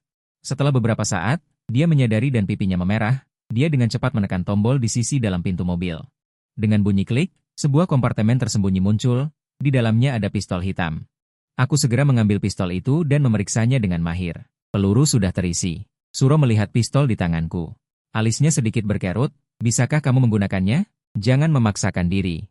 Tidak baik kehilangan nyawa. Nada bicaranya mengandung sedikit kepedulian, bahkan dia sendiri tidak menyadarinya. Dia sudah mulai mengkhawatirkanku. Sudut bibirku terangkat, aku tersenyum percaya diri. Sebentar lagi kamu akan tahu. Begitu kata-kata itu diucapkan, dua sepeda motor besar dan sebuah mobil SUV Hummer hitam telah mengepung kami. 4 pembunuh mendekat dengan hati-hati. Hanya satu yang menunggangi sepeda motor, memegang senjata dan mengamati dari jauh. Jelas, mereka sudah mengetahui seluk-beluknya. Tahu bahwa Paman Fu sangat terampil, tidak berani bertindak gegabah. Jangan bergerak. 4 pembunuh dengan cepat menyelesaikan pengepungan. Salah satu dari mereka menodongkan pistol ke kepala Paman Fu. Meskipun Paman Fu adalah ahli bela diri. Tetapi menghadapi 4 pistol dengan tangan kosong, dia hanya bisa menunggu dan melihat apa yang terjadi. Lausan, buka pintu belakang mobil. Pembunuh yang memimpin berbisik. Pembunuh yang mengenakan topeng hitam mengangguk. Dia menggenggam pistolnya erat-erat. Dengan hati-hati berjalan ke kiri belakang. Sudut mata Paman Fu sedikit berkedut, hatinya bingung. Tetapi tidak dapat menemukan kesempatan untuk menyerang. Para pembunuh ini terlatih dengan baik dan bekerja sama dengan sempurna, sama sekali tidak memberinya kesempatan. Pada saat yang kritis ini, aku tiba-tiba menendang pintu mobil. Dengan suara keras. Pintu mobil terbuka dengan keras, mengenai Lausan. Lausan mengerang dan jatuh ke tanah. Aku meraih kesempatan untuk keluar dari mobil. Mengangkat tanganku dan menembak 2 kali. Bang, bang, 2 suara tembakan. 2 pembunuh berteriak. Tangan mereka yang memegang pistol tertembak. Pistol jatuh ke tanah. Aku dengan cepat menunduk, berguling untuk menghindari peluru yang datang dari belakang, berbalik dan menembak 2 kali lagi. Dua pembunuh lainnya juga jatuh. Dalam sekejap mata, keempat pembunuh itu semua diatasi olehku. Lari, lari, lari. Pembunuh di sepeda motor panik dan mulai menembakiku dengan gila-gilaan. Aku sudah siap. Dengan cepat bersembunyi di belakang mobil. Melihat situasinya tidak baik, dia memutar gas dengan keras, mencoba melarikan diri. Aku mencibir, mengangkat pistol dan membidik roda belakang sepeda motor. Bang! Peluru mengenai sasaran dengan tepat, ban langsung pecah, motor kehilangan keseimbangan. Berguling beberapa kali sebelum berhenti. Si pembunuh jatuh dengan keras ke tanah dan pingsan di tempat. Pada saat yang sama, Paman Fu juga bertindak cepat. Memukul pingsan si pembunuh yang merintih di tanah. Dalam waktu singkat, di bawah kerja sama kami berdua. Kelima pembunuh itu semua dikendalikan. Paman Fu memberi hormat dengan tinjunya ke arahku dan berkata dengan ekspresi serius. Terima kasih untuk hari ini. Kamu menyelamatkan nyawa nona muda. Aku berutang budi padamu. Aku melambaikan tangan. Tidak perlu. Aku juga menyelamatkan diriku sendiri. Kupikir, zaman apa ini, masih melakukan hal seperti ini. Paman Fu menekankan nada bicaranya. Aku, Fu Changhai, selalu membedakan yang benar dan salah. Kebaikan pasti dibalas, dan dendam pasti dibalas. Aku bilang aku berutang budi padamu, berarti aku berutang budi padamu. Baiklah, terserah kamu. Tanpa disadari, budi ini akan sangat membantuku di kemudian hari. Kemudian Paman Fu berbalik dan berkata kepada Suro di dalam mobil, Nona muda. Tidak apa-apa. Anda bisa keluar dari mobil sekarang. Saat ini, Suro baru saja keluar dari mobil. Pakaiannya sedikit berantakan saat ini, dan wajahnya yang halus masih membawa sedikit ejekan yang belum hilang. Rambutnya sedikit berantakan, tetapi itu menambah sedikit daya pikat. Melihat ini, Paman Fu dengan cepat membungkuk dan meminta maaf. Pelayan tua melakukan pekerjaan yang buruk dan membuat nona muda ketakutan. Itu benar-benar salahku. Tapi dia tidak tahu bahwa ini aku yang melakukannya. Suro dengan cepat menyesuaikan emosinya. Rasa malu barusan telah menghilang. Yang menggantikannya adalah aura yang cakap. Dia menggelengkan kepalanya dan berkata dengan tenang. Ini bukan salahmu. Tidak ada yang menyangka akan bertemu pembunuh di pusat kota. Mereka bahkan berani menembak secara terbuka. Paman Fu mengerutkan kening, ekspresinya sedikit tidak baik. Nona muda. Menurut Anda, siapa dalang di balik ini? Sebuah kilatan dingin melintas di mata Suro. Tidak peduli siapapun itu. Siapapun yang berani melakukan sesuatu yang merugikanku harus membayar harga yang pantas. Setelah mengatakan ini, Suro tanpa sengaja mengangkat kepalanya dan kebetulan bertemu pandang denganku. Dia tanpa sadar mengangkat alisnya. Dalam hatinya dia berkata, kau bajingan bau, sedang melihat apa? Apakah kau belum cukup melihat di dalam mobil tadi? Kemudian gaya bicara Suro berubah, dan nadanya tiba-tiba menjadi serius. Matanya juga menjadi tajam. Sebenarnya siapa kamu? Apa tujuanmu mendekati nona muda kami? Mendengar itu, aku sedikit terkejut, lalu dengan jujur berkata, siapa? Nama saya Ye Feng, awalnya seorang programmer biasa, sekarang menganggur. Pengangguran? Suro menatapku dengan curiga, kamu benar-benar seorang programmer? Programmer mana, yang memiliki ketangkasan seperti kamu, dan tembakan yang akurat? Jelas dia tidak mempercayai perkataanku, aku mengangkat bahu, menunjukkan sikap acuh tak acuh. Dengan statusmu sebagai wali kota, jika kamu meragukan identitasku, kamu sepenuhnya bisa mengirim orang untuk menyelidikiku. Kata-kataku membuat Suro tertegun, dia malah sedikit bingung. Menghadapi Suro aku sedikit merasa bersalah. Jadi aku mencari alasan untuk segera pergi. Jika tidak ada hal lain, aku pergi dulu. Melihat aku berbalik dan ingin pergi, Suro berkata dalam hatinya, apa-apaan ini? Tadi di mobil begitu merepotkan orang, sekarang tidak bertanggung jawab malah ingin kabur, sebuah amarah tanpa nama muncul dalam hatinya. Tunggu, kamu mau pergi begitu saja? Mendengar Suro memanggilku. Hatiku tidak bisa menahan diri untuk berdebar. Selesai sudah, aku takut aku sudah jatuh cinta padanya. Tidak mungkin dia memintaku bertanggung jawab, kan? Tapi aku berpikir lagi, sepertinya aku juga tidak rugi. Wanita kaya ini punya uang, kekuasaan, dan keberanian. Memelihara satu wanita kaya tidak masalah, memelihara beberapa wanita kaya juga tidak masalah. Dibandingkan dengan susah payah berjongkok di depan komputer, mengetik kode jauh lebih baik, aku berbalik dan bertanya dengan sedikit canggung. Ada hal lain? Setidaknya tinggalkan informasi kontak, kan? Saat mengatakan ini, Suro mengerutkan bibirnya. Dengan sedikit nada manja di dalamnya, hatiku tidak bisa menahan diri untuk bergetar. Diam-diam menghela nafas, benar-benar iblis. Setelah bertukar informasi kontak dengan Suro, aku pergi, aku sangat mengerti. Hal-hal selanjutnya, bukan aku yang berhak ikut campur, setelah aku pergi. Wanita kaya itu bertanya dengan ekspresi serius, Nona, tentang orang ini. Bagaimana pendapat Anda? Saya pikir jika orang ini, latar belakangnya bersih. Itu pilihan yang bagus. Suro mendengar kata-kata wanita kaya itu, hatinya tidak bisa menahan diri untuk panik. Jari-jarinya juga tanpa sadar berputar-putar, dia mengira wanita kaya itu sudah tahu apa yang terjadi di kursi belakang tadi. Seketika rona malu muncul di wajahnya. Bagaimana pendapat Anda? Aku pikir lumayan, tapi keluargaku pasti tidak akan setuju. Setelah San Hao Tian dari keluarga Wen Yan selesai dengan urusannya, dia berkata, hanya mempekerjakan pengawal saja. Apakah perlu persetujuan keluarga?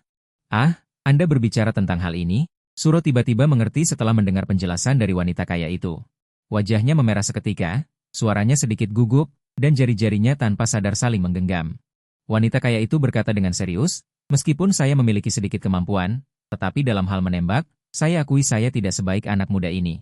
Pembunuh yang disewa pihak lawan berani menggunakan senjata api secara terang-terangan. Kita harus mencari ahli senjata api untuk menjadi pengawal pribadi Anda.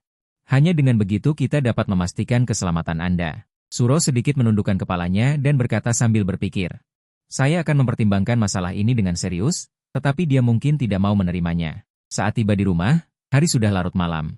Aku langsung tidur dan baru bangun dengan linglung keesokan harinya pada siang hari. Aku mengambil ponsel yang diletakkan di nakas, dan sudah penuh dengan pesan WeChat yang belum dibaca, yang sebagian besar dikirim oleh Bai Jie. Sayang, sudah keluar dari pusat penahanan belum? Sayang, apa kau merindukanku? Kapan kau akan menemuiku? Dasar orang mati, semalaman tidak membalas pesan orang, apa kau sudah keluar atau belum? Balaslah, aku sudah sangat khawatir. Melihat rentetan pesan WeChat, hatiku masih sangat tersentuh. Sayang, jangan khawatir, aku sudah keluar. Tolong sampaikan terima kasihku kepada temanmu. Tanpa diduga, Bai Jie langsung membalas pesan. Bagaimana? Hebat kan sahabatku? Dia sangat cantik, tahu. Kata. Apa kau tergoda? Aku menjawab, memang cantik. Aku beritahu ya, sahabatku ini sangat tinggi seleranya, dia tidak menyukai pria manapun di seluruh dunia. Sayang, kau sangat hebat, kapan-kapan taklukkan dia juga. Biar dia tahu bagaimana rasanya pria, mungkin dia akan berubah pikiran. Bai Jie tidak lupa menambahkan. Ekspresi nakal di belakangnya. Aku terdiam, apa kau tidak cemburu? Cemburu juga mau bagaimana? Kau ini lebih kuat dari sapi, aku tidak sanggup sendirian. Roro adalah sahabat baikku. Kami berjanji saat masih kecil, kalau sudah besar nanti kami akan menikahi orang yang sama. Aku semakin terdiam. Jalan pikiran macam apa yang dimiliki oleh dua saudari dari keluarga kaya ini? Baiklah sayang, aku ada beberapa urusan, harus mempersiapkan diri untuk menghasilkan uang. Kalau begitu semangat, hubungi aku kapan saja jika ada yang dibutuhkan. Hehe. Setelah mempertahankan hubungan dengan Bai Jie, aku dengan santai melihat ponselku. Tak kusangka. Suro mengirim pesan. Aku selalu berpikir setelah kejadian semalam, wanita dingin ini seharusnya tidak memperhatikanku dalam waktu dekat. Pesta reuni teman sekelas di kamar 201 lantai 2. Zhang Wei, anak orang kaya, yang mentraktir. Seperti biasa, setiap tahun acara reuni semacam ini, hanyalah sekelompok anak orang kaya yang pamer tanpa hal baru. Jadi aku membalas. Aku sedang bokeh sekarang, malas bertemu orang yang sombong. Kuogang masih tidak menyerah, dan bersikeras mengajakku keluar. Ayo berkumpul dan bermain kartu. Bosan juga kalau di rumah terus. Kamu tahu aku tidak suka bermain kartu. Rangkaian kata baru saja selesai ku ketik di layar ponsel, belum sempat ku kirim. Tiba-tiba sebuah ide muncul di benakku. Main kartu? Benar juga. Sekarang aku punya kemampuan ahli aktuaria yang tak terkalahkan. Bermain kartu dengan para pemamer itu sama saja dengan memungut uang, kan? Terutama Zhang Wei si pemamer ini, setiap kali berkumpul dia ingin sekali menuliskan kata-kata, aku kaya, di wajahnya. Kebetulan kali ini aku bisa memeras mereka habis-habisan. Aku dengan cepat menghapus kata-kata yang baru ku ketik. Dan segera membalas, tunggu sebentar, aku segera datang. 1 jam kemudian, aku tiba di kamar 201 gedung Zuiwei. Pintu kamar terbuka lebar. Bahkan sebelum masuk, aku sudah mendengar suara Zhang Wei. Hari ini semua harus bersenang-senang. Semua biaya di sini ditanggung oleh Zhang Wei. Tiba-tiba terdengar suara sanjungan dan pujian di dalam kamar. Setelah beberapa gelas anggur, Zhang Wei sedikit mabuk karena pujian yang bertubi-tubi. Melihatku masuk, Zhang Wei mengerutkan kening. Agak. Bukankah ini Ye Feng? Matahari terbit dari barat, angin apa yang membawamu ke sini? Di masa kuliah, setiap kali Zhang Wei pamer kekayaan, hanya aku yang tidak memberinya muka sama sekali. Hal ini membuat Zhang Wei selalu menyimpan dendam. Yang lebih penting, Zhang Wei dan aku sama-sama mengejar bunga sekolah, Ju Xinyao. Saat ini, kaki tangan Zhang Wei, Lei Xiang, berbicara. Kupikir Ye Feng mendengar bahwa Ju Xinyao bercerai, makanya dia berlari ke sini ingin mengambil keuntungan. Lei Xiang menjilat Zhang Wei dengan baik, sehingga sangat dihargai oleh Zhang Wei. Setelah lulus, Zhang Wei langsung memberi Lei Xiang pekerjaan santai di perusahaannya. Zhang Wei di samping juga berkata dengan nada sinis, haha. Dulu, anak laki-laki mana yang berani bilang tidak tertarik pada Yao Yao? Tapi kalau soal cinta yang mendalam, pasti Ye Feng. Yao Yao kita juga begitu, Ye Feng sudah seperti itu. Tetap tidak memberinya kesempatan. Zhang Wei juga tidak terlalu sukses beberapa tahun ini. Melihat Zhang Wei tidak bersemangat, aku ikut-ikutan meramaikan. Ingin mencoba menyenangkan Zhang Wei, aku hanya tersenyum tipis, diam saja. Kuo Gang yang duduk di pojok langsung melambaikan tangan dengan semangat, Lao Ye. Sini. Aku tersenyum dan berjalan ke arah Kuo Gang, duduk di kursi kosong di sebelahnya. Tapi aku tidak menyadari. Begitu aku masuk, aku langsung menarik perhatian banyak gadis. Dasar diriku memang sudah lumayan. Ditambah lagi aku punya bonus ketampanan dari sistem sekarang, jadi terlihat semakin tampan. Bahkan Zhu Xingyao pun tanpa sadar melirikku beberapa kali. Kursi di sebelah Kuo Gang. Kebetulan bersebelahan dengan Zhu Xingyao. Begitu aku duduk, dia tanpa sadar mendekatiku. Ingin lebih dekat denganku. Semua ini dilihat oleh Zhang Wei yang bermata tajam. Dia semakin kesal, lalu terus menyudutkanku. Aku bilang Ye Feng. Setiap reuni teman sekelas kamu tidak pernah datang. Beberapa tahun ini kamu mencari rezeki di mana? Zhang Wei sengaja meninggikan suaranya. Nadanya penuh provokasi, jelas-jelas ingin mempermalukanku di depan semua orang. Kerja serabutan. Bisa apa lagi? Mencari sesuap nasi. Nada bicaraku tenang. Bagaimana aku dengar kamu beberapa hari lalu? Memang ada kejadian seperti itu. Aku mengangkat bahu, mengakui dengan jujur. Zhang Wei memasang wajah bangga. Hehe. Lihat, kamu, menganggur ya menganggur saja. Kenapa masih ditutupi? Ye Feng, begini saja, kita semua teman sekelas. Kamu dengan tulus memanggilku Weige. Mohon padaku, mungkin suasana hatiku sedang baik, aku akan memberimu pekerjaan. Zhang Su di samping juga ikut menjilat, memuji. Betul itu. Ye Feng, bisnis keluarga Weige sangat besar. Hanya dengan menjentikan jari, bisa memberimu pekerjaan yang bagus. Kamu mohon-mohonlah pada Weige, mungkin masalah pekerjaan ini akan ada harapan. Nadanya sangat menjilat, membuat orang merinding. Aku melirik Zhang Wei dengan acuh tak acuh, nadaku setenang. Niat baikmu aku terima, tapi aku tidak berniat mencari pekerjaan, berencana untuk membuka usaha kecil-kecilan sendiri. Melihat aku tidak bisa dibujuk, Zhang Wei langsung merasa sedikit tidak senang, ekspresinya juga sedikit meredup. Namun, dia masih memaksakan senyum di wajahnya, lalu bertanya dengan munafik, Ye Feng, apa rencanamu? Ingin memulai bisnis? Ide yang bagus. Tapi saudara, memulai bisnis membutuhkan modal. Apakah kamu punya cukup uang? Haruskah aku meminjamkanmu sedikit untuk sementara? Dia berharap aku akan meminjam uang, sehingga dia bisa mempermalukanku. Tidak perlu.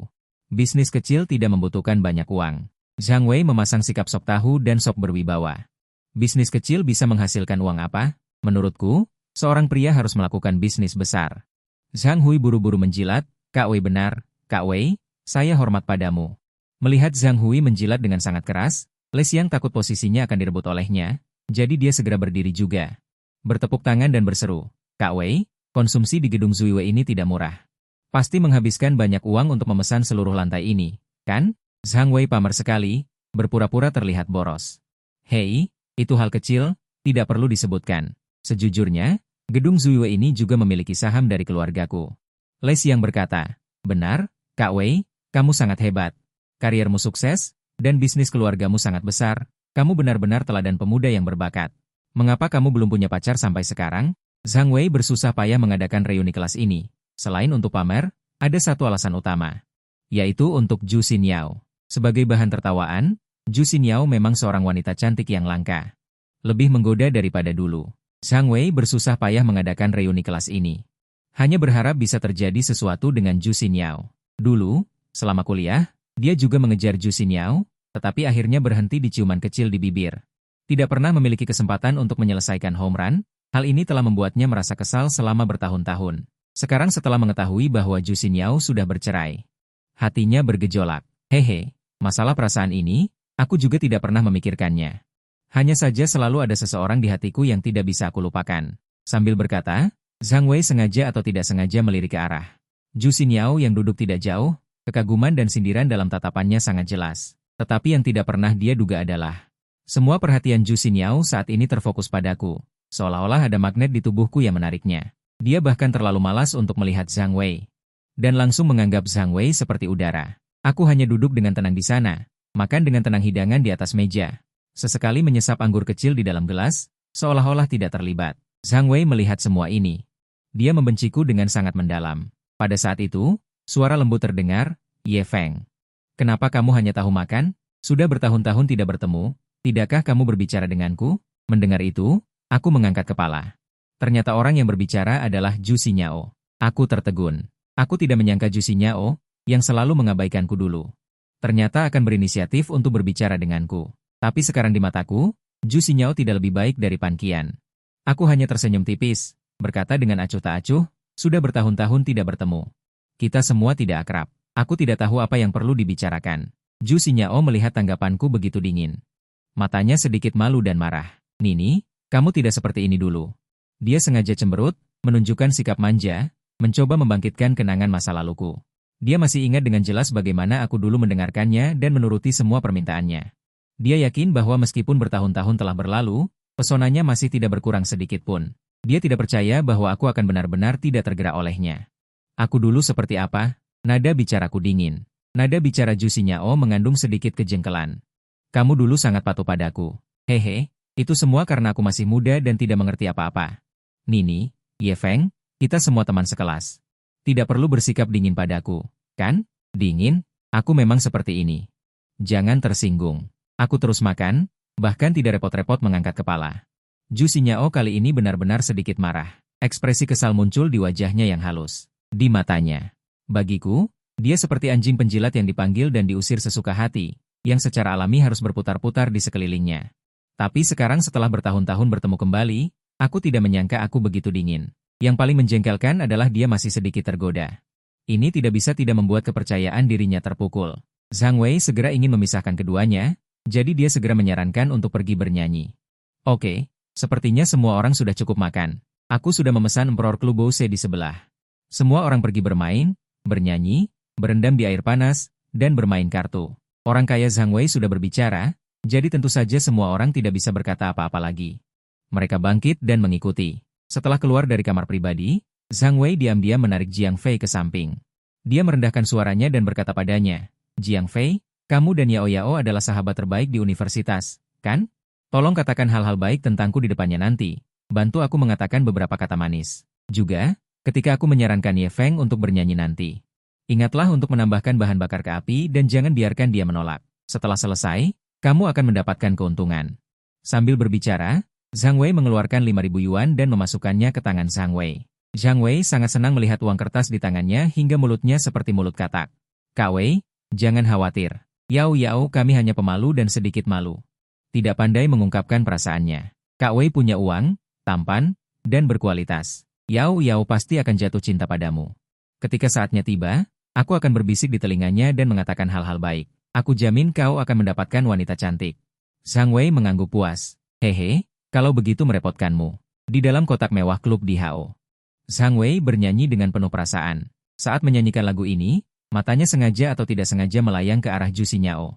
Namun, yang mengecewakan Zhang Wei adalah Zhu Xinyao saat ini duduk dekat denganku, dengan sedikit kemarahan di wajahnya. Masih marah karena keacuhanku dan terlalu menghindarinya. Sama sekali tidak melihat Zhang Wei sejak memasuki ruang karaoke.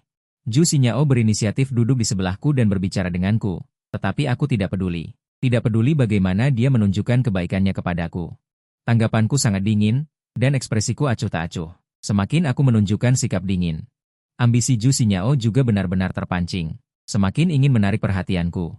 Ingin menaklukkan kembali orang yang dulu selalu menuruti permintaannya. Meskipun Zhang Wei bernyanyi dengan sekuat tenaga di atas panggung. Zhu Xinyao sama sekali tidak berniat mendengarkan. Kak Wei bernyanyi dengan sangat baik. Hampir sebanding dengan penyanyi aslinya. Zhang Huilei dan beberapa penjilat lainnya segera menjadi bersemangat seperti disuntik ayam, dan memanfaatkan kesempatan untuk menjilat. Zhang Wei mendengar pujian dari semua orang, dan menunjukkan senyum puas dan pura-pura rendah hati di wajahnya. Hehe, pujian yang berlebihan. Aku sudah bertahun-tahun tidak bernyanyi dengan serius, dan kemampuanku jauh lebih buruk dari sebelumnya. Sedikit kaku. Kak Wei, jangan merendah. Kau bernyanyi dengan sangat baik. Menurutku, bagaimana kalau menyanyikan duet lagu cinta? Aku ingat Yao Yao dulu juga ratu karaoke di asrama putri kami. Bagaimana kalau kalian berdua duet menyanyikan sebuah lagu? Untuk menghibur kita semua, Zhang Hui tidak melupakan pesan Zhang Wei sebelumnya. Memanfaatkan kesempatan untuk berusaha keras menjodohkan Zhang Wei dan Zhu Xinyao untuk duet lagu cinta. Ya, ya. Ayo nyanyi satu lagu. Kak Wei dan Yao Yao duet menyanyikan sebuah lagu. Ini pasti bonus terbesar malam ini. Kami semua sangat ingin mendengarkan.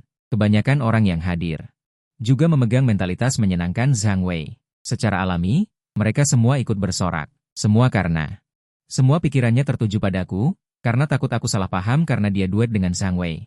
Yao Yao, jangan terlalu mengecewakan. Jarang sekali semua orang begitu bersemangat, dan ini juga keinginan bersama semua orang. Berilah sedikit muka kepada semua orang dan nyanyikan sebuah lagu, Zhang Hui sebagai sahabat baik Zhu Xinyao. Karena dia telah menerima uang Zhang Wei, tentu saja dia harus melakukan yang terbaik untuk melakukan sesuatu.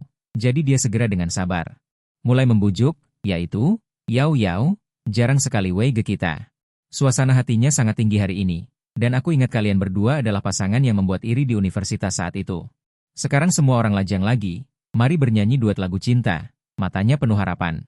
Zhu Xinyao merasa sedikit goyah di hatinya ketika begitu banyak orang membujuknya. Dia ragu-ragu menatapku ke samping, ingin melihat reaksiku. Ekspresiku sangat acuh tak acuh, seolah-olah aku sama sekali tidak memperhatikan semua yang terjadi di sekitarku. Sedang mengupas biji melon sendirian, Zhu Xinyao melihat reaksiku yang begitu dingin. Semangat pantang menyerah jauh di lubuk hatinya. Muncul lagi, berpura-pura tenang, aku tidak percaya kamu benar-benar tidak sama sekali. Tidak peduli lagi, dia diam-diam menggigit bibirnya. Ingin sengaja memprovokasiku. Oke, kalau begitu nyanyikan satu lagu saja, hanya satu lagu. Setelah mengatakan ini, tiba-tiba sangat gembira, segera berlari kecil dengan gembira dan dengan rajin memberikan mikrofon di tangannya. Diserahkan ke tangan Zhu Xinyao, musik dimulai, Zhu Xinyao sengaja merangsangku. Sengaja menempel sangat dekat dengan Zhang Wei, tetapi meskipun demikian, Zhang Wei sekarang memiliki perut bir yang besar berdiri bersama Zhu Xinyao yang seksi dan menawan di samping. Gambarnya terlihat sangat tidak serasi.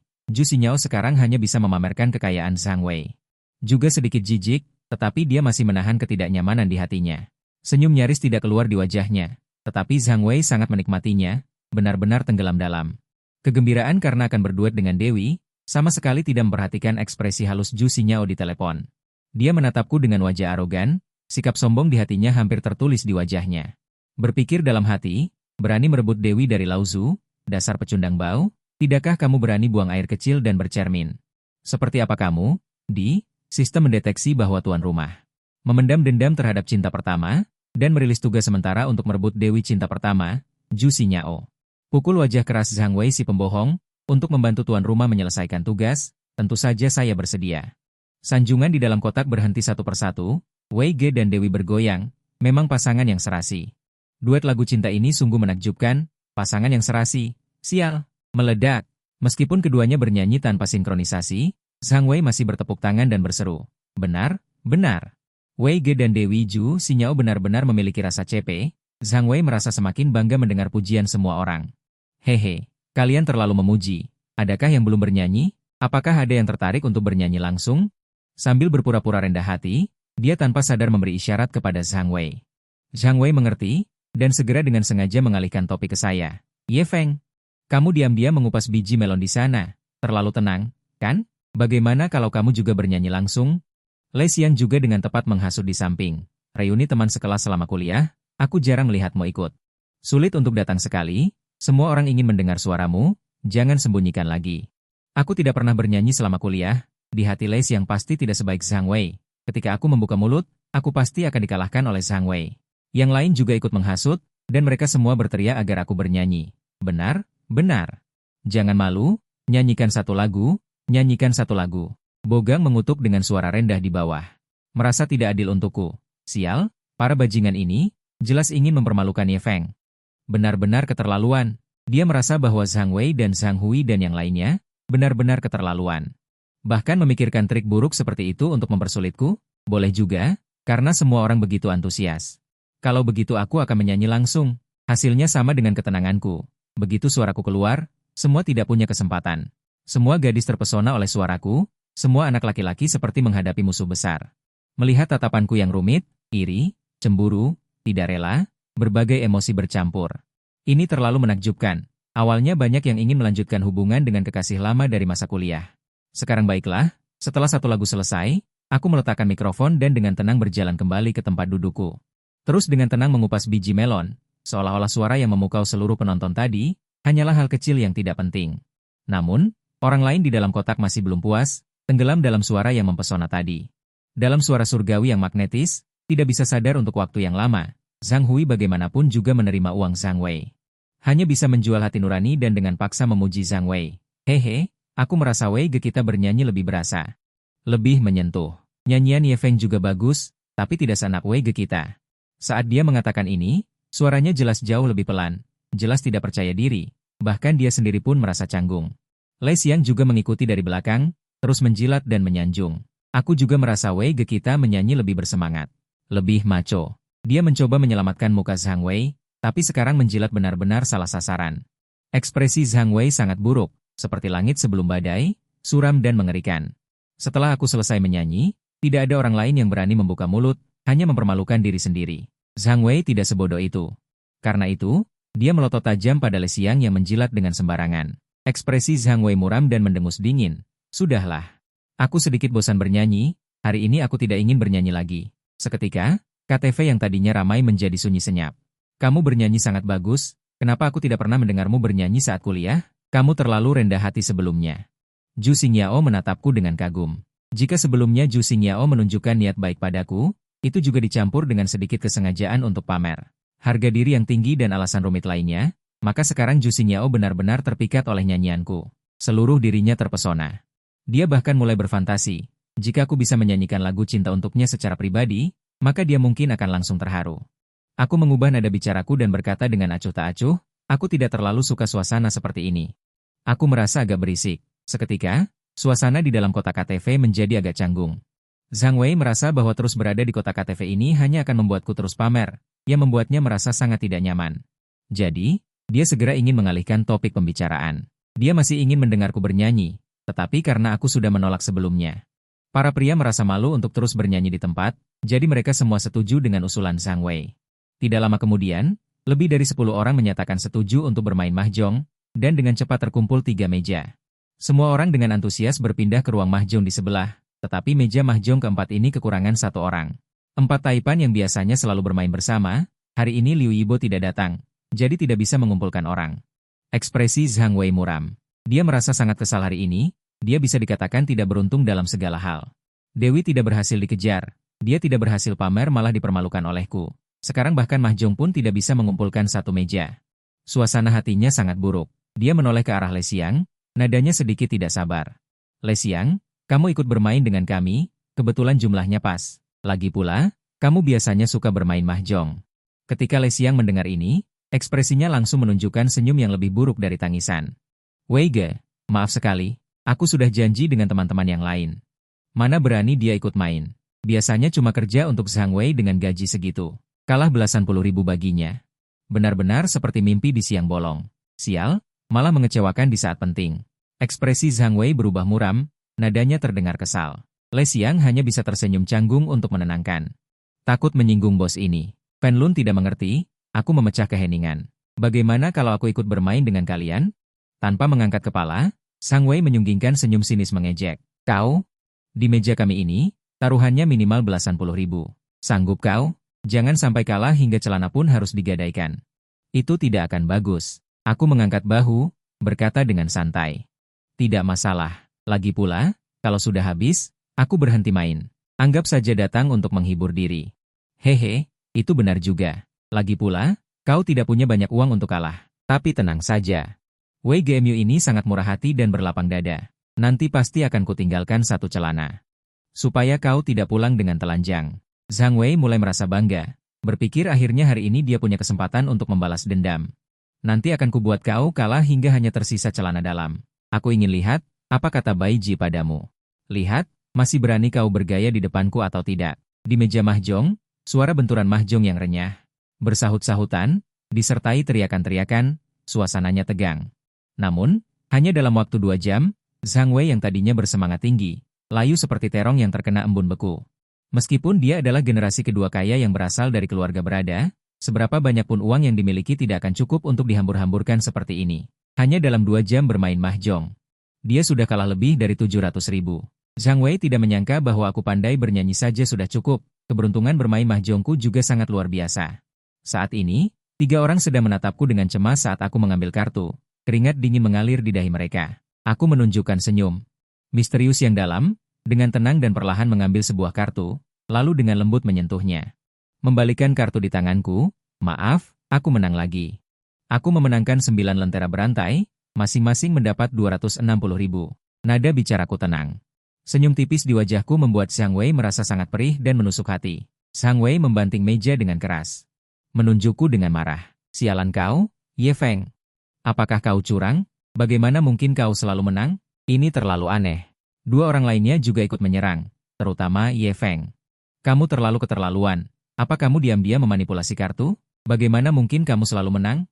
Dan semuanya kartu besar. Mana mereka tahu kalau aku sama sekali tidak butuh curang. Karena dengan dukungan keahlian master perhitungan tak terkalahkan, permainan kartu sudah sepenuhnya dalam kendaliku. Bagaimana mungkin orang-orang ini tidak kalah? Kuogang di samping langsung menangkap kesempatan itu dan berkata dengan nada mengejek, hehe. Tadi masih berteriak siapa yang tidak sanggup bermain akan melepas celana dalamnya. Sekarang malah jadi begini. Dirinya sendiri hampir kalah hingga hanya tersisa celana dalam. Ekspresi Zhang Wei suram dan melotot ke arah Kuogang. Nadanya penuh amarah. Kuogang, urusan kami bermain kartu tidak ada hubungannya denganmu. Apa yang kamu campuri? Seperti anjing menggonggong hal yang bukan urusannya. Kuogang berkata dengan ketus, sama sekali tidak memberinya muka. Ada orang yang kalah dan ingin mengelak dari tanggung jawab, aku membela yang benar. Tidak boleh? Kalau tidak sanggup kalah, jangan bermain. Kalau tidak sanggup bermain, jangan berlagak jadi orang kaya. Melihat ada yang berusaha menyenangkan, Zhu Xinyao buru-buru maju untuk menengahi. Dengan begitu banyak orang yang mengawasi, bagaimana mungkin Ye Feng curang? Zhang Wei sadar bahwa dirinya salah. Dan melihat Zhu Xinyao berbicara, semakin tidak menarik. Tidak mau bermain, bubar. Dia tidak ingin kehilangan muka di depan Zhu Xinyao, hanya bisa menahan amarah dan dengan kasar mendorong meja lalu berbalik pergi. Aku memanggil Zhang Wei. Sengaja mencari masalah dan berkata, kenapa? Bukankah keluargamu punya tambang? 260.000 saja tidak sanggup kalah? Bagaimana kalau begini? Tunduk dan panggil aku KKY. Aku dengan enggan akan menghapus nol di belakangnya, anggap saja 200.000. Zhang Wei tertegun di tempat. Sudut bibirnya berkedut, mengambil ponsel dan langsung mentransfer 260.000 ke WeChatku, lalu mendengus dingin. Dengan marah berbalik dan pergi. Ding terdeteksi bahwa tuan rumah telah menyelesaikan satu serangan kritis terhadap pelaku pamer. Secara acak memberikan keterampilan fisik sempurna. Tuan rumah memiliki tubuh sempurna yang membuat semua wanita terpesona, keseluruhan aura meningkat 10 poin. Tubuhku mengalami beberapa perubahan halus. 6 buah otot perut sempurna dengan garis yang halus dan tegas, serta 2 buah otot dada yang penuh dan kokoh. Diam-diam terbentuk di tubuhku. Begitu sang donatur pergi, reuni kelas secara alami tidak bisa dilanjutkan lagi. Orang lain juga dengan enggan bangkit dan mengucapkan selamat tinggal lalu pergi. Kuogang melihatku hari ini menjatuhkan raja pamer di kelas hingga terbalik. Tampak sangat senang, hehe, Lao Ye. Kamu benar-benar hebat. Hari ini aku benar-benar kagum padamu. Apa kamu tidak melihat ekspresi Zhang Wei tadi? Lebih buruk dari kehilangan ibu. Ponselku tiba-tiba bergetar, pesan dari Bai Jie. Sayang, kamu di mana? Aku merindukanmu. Aku sangat merindukanmu sampai hampir berjamur. Akhir pesannya disertai emoji manja. Bibirku sedikit tertarik ke atas. Sengaja menggoda. Kenapa? Sudah lapar lagi secepat ini? Kamu ini seperti lubang tanpa dasar. Menyebalkan, aku bukan lubang tanpa dasar. Aku hanya ingin memakanmu. Bai Jie mengirim emoji yang lebih ambigu, menggoda dan memberi isyarat di malam hari. Aku baru saja selesai menghadiri reuni teman sekelas di klub di HO. Segera ke sana. Kalau begitu, tunggu aku dengan patuh. Aku akan menyuruh seseorang menjemputmu. Aku sangat merindukanmu, selain klub di HO. Aku dan Zhu Xinyao serta sekelompok teman sekelas lainnya berdiri di pinggir jalan, mengobrol santai sambil menunggu mobil. Zhang Weijian, kami semua sedang menunggu mobil di pinggir jalan. Tiba-tiba muncul pikiran untuk mempermalukanku. Yao, naik bus itu merepotkan, apalagi sekarang sudah larut. Sulit mendapatkan bus. Kenapa aku tidak mengantarmu pulang saja? Lagi pula, arahnya sama. Zhang Weijian langsung menyanggupi. Yao, tempat tinggalmu cukup jauh dari sini. Naik bus akan memakan waktu lama, apalagi sekarang sudah larut. Biarkan saja Zhang Wei mengantarmu pulang. Dia tidak lupa bahwa dia sudah menerima uang suap dari Zhang Wei. Namun, Zhu Xinyao tidak langsung setuju. Dia tanpa sadar melirikku, ekspresi kompleks terpancar di matanya. Dia sedikit ragu. Aku hari ini benar-benar terlalu bersinar. Ini membuat Zhu Xinyao benar-benar sedikit tergoda. Jauh di lubuk hatinya, dia juga merasakan emosi yang aneh. Oleh karena itu, dia enggan untuk berhubungan terlalu banyak dengan Zhang Wei di depanku. Tapi sayangnya, aku selalu bersikap terlalu dingin padanya. Ini membuatnya sama sekali tidak mengerti pikiranku. Dia tidak bisa tidak merasa sedikit khawatir. Aku tidak lupa bagaimana Zhu Xinyao dulu sengaja mempermainkanku. Ini membuatku sedikit kesal. Oleh karena itu, Aku juga berencana untuk mempermainkan Ju Xinyao untuk sementara waktu. Biarkan dia juga merasakan perasaan cemas ini. Ju Xinyao diam-diam melirikku beberapa kali, melihatku masih bersikap acuh tak acuh. Ini membuatnya merasa sedikit kecewa. Bahkan hidungnya sedikit perih dan matanya sedikit berkaca-kaca. Dia selalu merasa seolah-olah dia telah melewatkan sesuatu yang sangat penting. Hatinya terasa kosong dan sangat tidak nyaman. Akhirnya menemukan kesempatan untuk mendapatkan kembali harga dirinya. Zhang Wei tentu saja tidak akan dengan mudah melepaskanku. Dia sengaja berkata dengan keras. Ye Feng, kenapa kamu tidak memanggilku Kawei saja? Demi persahabatan kita sebagai teman sekelas. Aku juga dengan enggan akan mengantarmu. Audi A6ku ini ruangannya cukup besar. Ekspresiku acuh tak acuh. Tidak perlu, mobilku akan segera datang. Tidak perlu merepotkanmu. Zhang Wei tampak jijik. Hehe, jangan membual. Seorang sopir pria parubaya berpakaian jas keluar dari mobil. Sopir itu berjalan ke arahku dan sedikit membungkuk, Tuan Ye. Atas perintah Nona Besar, saya di sini untuk menjemput Anda. Silakan masuk ke mobil. Adegan ini membuat semua orang tercengang. Ini seperti sedang syuting film, tapi bagaimana mungkin orang bisa berlaga seperti ini? Untuk sesaat, semua orang menatapku lagi. Begitu saja, di bawah tatapan heran semua orang, aku masuk ke mobil dan pergi. Zhang Wei berdiri di tempat, wajahnya pucat, dan fitur wajahnya hampir terdistorsi. Dia hanya merasa seperti ditampar dengan keras di wajahnya. Wajahnya terasa panas dan sakit. Lei Xiang melihat wajah Zhang Wei yang memerah tidak wajar. Berpikir untuk berpura-pura peduli dan menjilat. Kak Wei, ada apa dengan wajahmu? Kenapa merah sekali seperti ini? Haruskah kita pergi ke dokter? Zhang Wei mendengar kata-kata Lei Xiang. Semakin marah dia, diam saja. Tidak ada yang menganggapmu bisu jika kamu tidak berbicara. Pergi sana. Setelah selesai berbicara, Zhang Wei menginjak pedal gas dengan keras dan pergi dengan cepat, hanya menyisakan Lei Xiang yang tampak bingung. Namun, yang sedikit mengejutkanku adalah tujuan kali ini bukanlah apartemen besar sebelumnya, melainkan villa mewah terpencil di pinggiran kota. Aku turun dari mobil dan berjalan ke dalam villa, lalu dengan hati-hati datang ke kamar Bai Jie dan perlahan membuka pintu. Yang kulihat adalah pemandangan erotis yang memikat. Bai Jie berbaring miring di kepala tempat tidur, lebih menawan dari saat kami bertemu beberapa hari yang lalu. Bagaimana mungkin aku bisa menahan diri dengan pemandangan indah seperti itu? Aku langsung menerkamnya. 2,5 jam kemudian. Bai Jie berbaring lemas di pelukanku seperti anak kucing yang malas. Wajahnya memerah. Tidak ada sedikit pun tenaga. Peluk aku, kenapa aku merasa kamu semakin hebat? Jika terus begini, aku benar-benar tidak tahan. Sepertinya aku harus meminta Roro untuk membantuku. Apakah kamu benar-benar memikirkan hal ini? Aku pikir kamu hanya mengatakannya saja. Apa masalahnya? Barang bagus? Saudara perempuan yang baik tentu saja harus berbagi. Orang juga ingin melayani kalian bersama Roro. Memikirkannya saja sudah terasa sangat menyenangkan. Bai Jie mengedipkan mata berairnya, dan nadanya bahkan sedikit genit. Sayang, jujur saja, apakah kamu sudah lama mencicipi kecantikan Roro kita? Cepat katakan yang sebenarnya. Orang tidak akan marah. Bai Jie dengan lembut menusuk dadaku dengan jarinya, ingin melihat reaksi jujurku. Hehe, aku tersenyum canggung. Hanya merasa bahwa Bai Jie semakin tidak masuk akal dengan apa yang dia katakan. Aku buru-buru mengalihkan topik pembicaraan. Oh iya, uang 10.000 kamu aku kembalikan. Begitu cepat? Bukankah kamu ingin menggunakannya untuk berbisnis? Sekarang tidak perlu lagi, aku punya uang. Aku menceritakan semua tentang reuni teman sekelas kepada Bai Jie. Kamu memang hebat. Main kartu saja bisa menang jutaan. Kamu berencana melakukan bisnis apa dengan uang ini? Siapa tahu aku bisa membantumu. Aku berencana membuat drama pendek. Apakah kamu kenal orang yang ahli di bidang ini? Bai Jie terdiam sejenak. Dia menggelengkan kepalanya dengan sedikit menyesal. Sepertinya aku benar-benar tidak punya. Aku sedikit kecewa. Baiklah, sepertinya aku hanya bisa mencari cara sendiri dan meraba-raba perlahan. Tapi kamu tidak perlu terlalu khawatir. Meskipun aku tidak kenal langsung orang yang ahli di bidang ini, tapi aktris terbaik di penghargaan ekonomi tahun lalu. Susishi, kami tumbuh di kompleks yang sama dan sudah saling kenal sejak kecil. Hubungan kami sangat baik. Lain hari aku akan membantumu menghubunginya dan menceritakan situasimu kepadanya. Aku yakin dia akan setuju untuk membantu sedikit demi nama baikku. Dia sedang syuting di kota Ye sekarang. Kalau begitu, terima kasih banyak, sayang. Aku dengan semangat mencium pipi Bai Jie. Jika Susishi benar-benar bersedia membantu dan muncul di drama pendeku, bahkan hanya satu adegan, drama pendeku pasti akan meledak. Aio, menyebalkan. Seluruh diriku sudah menjadi milikmu. Masih mengatakan terima kasih dan merepotkan, terlalu formal. Sekalian saja kamu rebut Sishi juga. Nanti kita bertiga bersaudara menemanimu, bukankah itu lebih seru? Bagaimana? Yang bagus, kan? Setelah selesai berbicara, Bai Jie juga memberiku kedipan mata. Seketika darahku berdesir. Jika aku tidak memiliki sistem di tubuhku, Mungkin aku sudah dipermainkan oleh mereka. Keesokan paginya, aku meninggalkan villa Bai Ji pagi-pagi sekali. Ketika aku pergi, Bai Ji belum bangun. Karena menggunakan keterampilan, mengambil yang dan mengisi angin, seluruh diriku terasa bersemangat. Aku belum sempat istirahat setelah sampai di rumah, aku sudah menerima pesan WeChat dari Bai Ji. Sayang, aku baru saja menghubungi Sishi dan menceritakan tentangmu.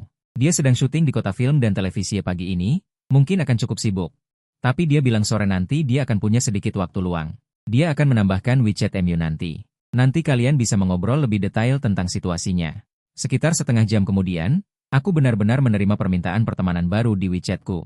Setelah melewati verifikasi, aku menceritakan situasiku dan ide-ideku saat ini secara rinci kepada Susishi. Susishi berkata dia cukup sibuk dan tidak bisa mengobrol lama-lama. Dia mengajakku mengobrol lebih detail di restoran di puncak Hotel Hilton pukul 5 sore. Sekitar pukul 4 sore, aku buru-buru menuju Hotel Hilton. Di ruang pribadi restoran berputar di puncak hotel, aku duduk berhadapan dengan Susishi. Saat ini, mataku sepenuhnya tertarik oleh Susishi. Dia lebih cantik dari di kamera, seperti peri yang keluar dari lukisan. Aku juga meninggalkan kesan yang mendalam pada Susishi. Baik dari proporsi tubuh maupun aura yang terpancar, aku sama sekali tidak kalah dengan idola papan atas di industri hiburan. Setelah mengetahui bahwa anggaran investasiku hanya 1,5 juta, Susishi setuju untuk meminjamkan staf perusahaan filmnya kepadaku, membantuku menghemat sebagian pengeluaran. Namun, dia juga memintaku untuk memainkan peran utama pria dalam drama kostum kuno yang dia buat, tetapi aku tidak menyangka kerja sama ini malah membuatku menjadi masalah. Setelah detail kerja sama diselesaikan, kami meninggalkan hotel bersama. Dalam 2 hari berikutnya, aku mendaftarkan perusahaan film. Menurut proses normal, setidaknya butuh waktu sebulan. Tetapi kali ini aku meminta bantuan Suro, dan selesai dalam 2 hari. Setelah masalah hak cipta naskah diselesaikan. Selanjutnya adalah memilih pemeran utama wanita. Aku sama sekali tidak berencana mencari aktor berpengalaman, karena tidak ada anggaran. Aku memutuskan untuk menggali pendatang baru potensial di sekolah seni. Aku dan Kuogang datang ke Akademi Seni Pertunjukan Yecheng, kami menyewa ruang kelas untuk merekrut aktor. Saat ini, Kuogang menggosok matanya, dengan ekspresi tak berdaya. Lao Ye, sudah hampir sepanjang hari, tidak ada satupun yang layak. Semuanya jelek dan aneh, Akademi Pertunjukan ini terlalu buruk. Persyaratannya tidak tinggi. Dia menyukai beberapa gadis yang lumayan, tetapi mataku pilih-pilih, aku hampir tidak puas dengan semua yang mengikuti audisi. Aku juga tidak bisa sepenuhnya disalahkan. Akhir-akhir ini aku berurusan dengan wanita cantik seperti Bai Jie, Susishi, dan Suro setiap hari. Standar estetika secara alami meningkat. Tepat ketika kami mengira kami akan pulang dengan tangan kosong hari ini, sebuah suara lembut dan halus terdengar. Halo, para guru, nama saya Sunankin. Saya seorang mahasiswa jurusan opera di Departemen Pertunjukan.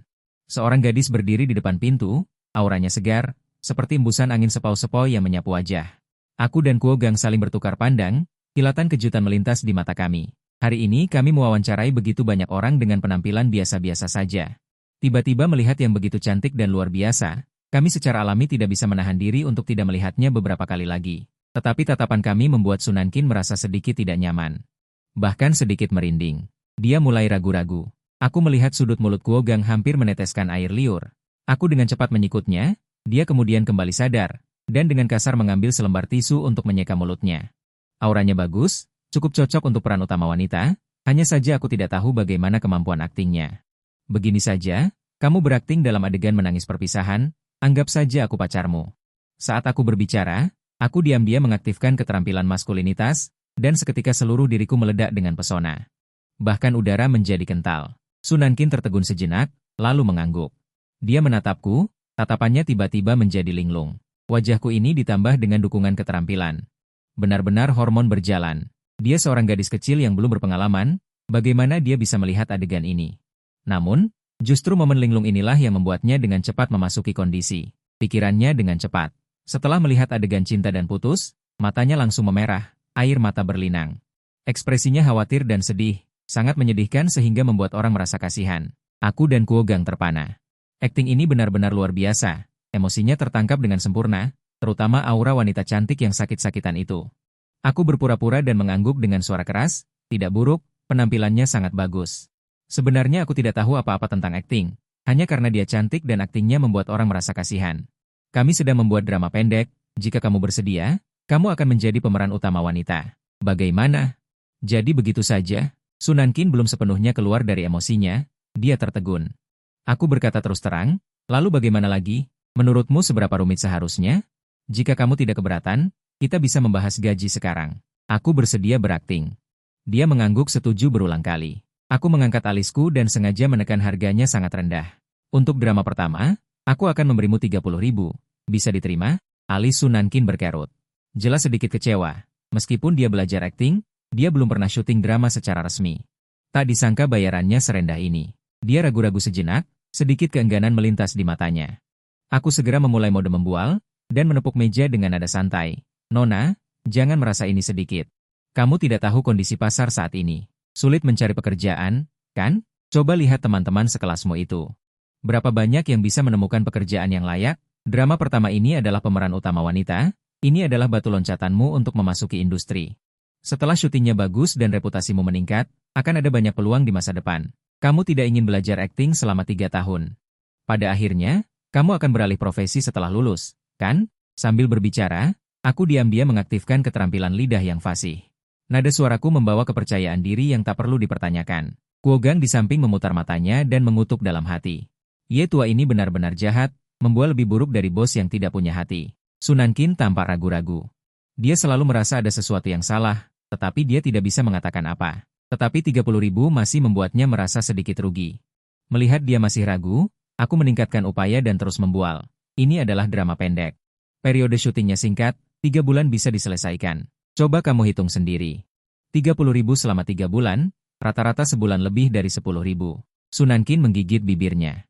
Jelas sedikit goyah. Melihat apinya sudah cukup, aku memutuskan untuk mengeluarkan jurus pamungkas.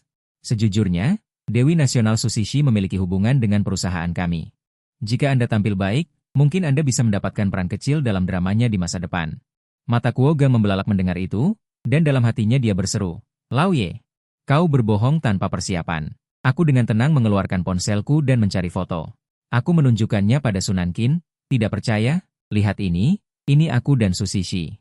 Foto makan malam beberapa hari lalu, tanggalnya ada di sini. Sunankin menatap foto itu. Matanya berbinar dan langsung mengangguk setuju. Oke, aku bersedia. Aku dengan puas menyimpan ponselku. Aku sudah menduga ini akan terjadi, jadi aku sengaja meminta Susishi untuk berfoto bersama, khusus untuk menipu anak muda ini. Baru saja tiba di rumah pada malam hari, pantatku. Belum sempat duduk, pesan WeChat dari Sunankin sudah datang. Kak Ye, halo. Bisakah Anda mengirimkan naskahnya? Saya ingin membiasakan diri dengan karakter terlebih dahulu dan mempersiapkannya. Aku membalas singkat, tidak masalah, lalu mengirimkan naskahnya padanya. Tanpa diduga, beberapa menit kemudian, dia mengirim pesan lagi. Kak Ye, menurutku bagian alur cerita ini bisa dioptimalkan. Ini akan membuatnya lebih dramatis. Dia juga memberikan beberapa saran detail dialog untuk karakter Ling Qingsui yang diperankannya. Mataku berbinar. Oke, kita ubah sesuai idemu. Beberapa hari berikutnya, aku dan Sunankin terus bertukar pikiran tentang naskah di WeChat. Keseriusannya membuatku cukup puas. 3 hari kemudian di lokasi syuting, semua kru yang dijanjikan Susishi sudah siap. Kru dengan sibuk dan teratur melakukan pengambilan gambar adegan pertama. Sunankin memerankan Ling Qingsui tampak sedih dan ketakutan. Sementara penjahat Yao Chong memiliki seringai puas di wajahnya. Akting Sunankin juga cukup bagus. Dia memahami kesedihan, ketakutan, keputusasaan, dan ketidakberdayaan Ling Qingsui dengan tepat. Diekspresikan dengan jelas dan tajam. Tepat ketika penjahat ingin bertindak lebih jauh, protagonis pria Chu Jiangnan yang kuperankan muncul. Menampar wajah penjahat dengan keras, lalu memegang wajah kecil Sunankin dengan kedua tangannya, dengan ekspresi khawatir. Xiao Sui, kau baik-baik saja? Pinggulnya lentur tak bertulang karena kau dan aku. Sentuhan di pantatnya membuatku tanpa sadar mencubitnya. Tubuh Sunankin bergetar, dan rona merah langsung muncul di wajahnya. Dia melirikku dengan penuh hasutan, lalu dengan cepat menunduk, bulu matanya yang panjang bergetar halus. Sangat imut hingga membuat hati berdebar, terus berteriak dengan semangat, bagus, ekspresi itu. Luar biasa, nyaris sempurna, jangan berhenti, pertahankan ekspresi itu, terus rekam adegannya dengan stabil. Jianqi memutuskan untuk memanfaatkan momen itu sepenuhnya. Aku melihat dari dekat wajah Sunankin yang masih memerah, jantungku berdegup kencang. Napasnya juga menjadi berat. Aroma samar dari tubuhnya membuatku semakin kehilangan kendali. Sunankin dipeluk olehku, merasakan lenganku yang kuat dan kekar, jantungnya juga mulai berdetak tidak teratur. Wajahnya semakin memerah, dadanya naik turun. Aku memanfaatkan kesempatan ini untuk meluncurkan kemampuan kejantananku. Sunankin benar-benar bingung. Untuk sesaat dia enggan meninggalkan pelukanku. Melihat itu, aku langsung menciumnya. bibir merahnya yang menggoda. Pikiran Sunan Kin menjadi kosong, hatinya dipenuhi sedikit rasa bersalah dan kebingungan. Ini adalah ciuman pertamanya, dia tidak memiliki pengalaman sama sekali, tapi dengan cepat. Dia kembali dari kebingungan awalnya. Setelah adegan ini selesai direkam, sudah malam. Sunan Kin dengan malu-malu berkata, Sutradara Ye, sekarang sudah agak larut. Bisakah Anda mengantar saya kembali ke sekolah? Baru saja selesai syuting adegan ciuman dengan lelucon, dia memintaku untuk mengantarnya pulang pada malam hari. Sekolah Sunan Kin tidak jauh dari lokasi syuting. Tidak sampai beberapa menit sudah tiba. Sepanjang jalan, Sunan Kin menundukkan kepalanya dan tampak agak diam. Mungkin karena adegan ciuman hari ini, dia masih sedikit tidak bisa melepaskan diri. Hutan kecil di malam hari dipenuhi dengan aroma hormon. Banyak pasangan berkencan di sini. Mereka berpelukan. Aku diam-diam melirik Sunan Kin. Pipinya memerah, tubuhnya memancarkan aroma samar. Dan aura masa muda. Aduh, apa yang kamu lakukan? Jangan sentuh sembarangan tangannya. Di sini ada orang, kalau dilihat orang, akan sangat malu. Dari kedalaman hutan kecil, terdengar suara manja seorang gadis muda, dengan sedikit rasa malu dan celaan dalam nadanya. Hehe, takut apa? Sudah malam, hutan ini gelap gulita. Tidak bisa melihat apa-apa. Bahkan jika ada orang, mereka tidak akan bisa melihat dengan jelas apa yang sedang kita lakukan. Tenang saja. Sebuah suara laki-laki yang agak mesum terdengar, nadanya agak tidak sabar. Kamu ini benar-benar ya? Kenapa begitu terburu-buru? Tidak bisakah sedikit mengeluarkan uang? Untuk pergi ke hotel? Kenapa harus di sini? Membuatku merasa aneh dan gugup. Dalam suara gadis itu, jelas terdengar sedikit keluhan dan ketidakpuasan. Hehe, apa gunanya menyewa kamar di luar? Tidak ada sensasi sama sekali.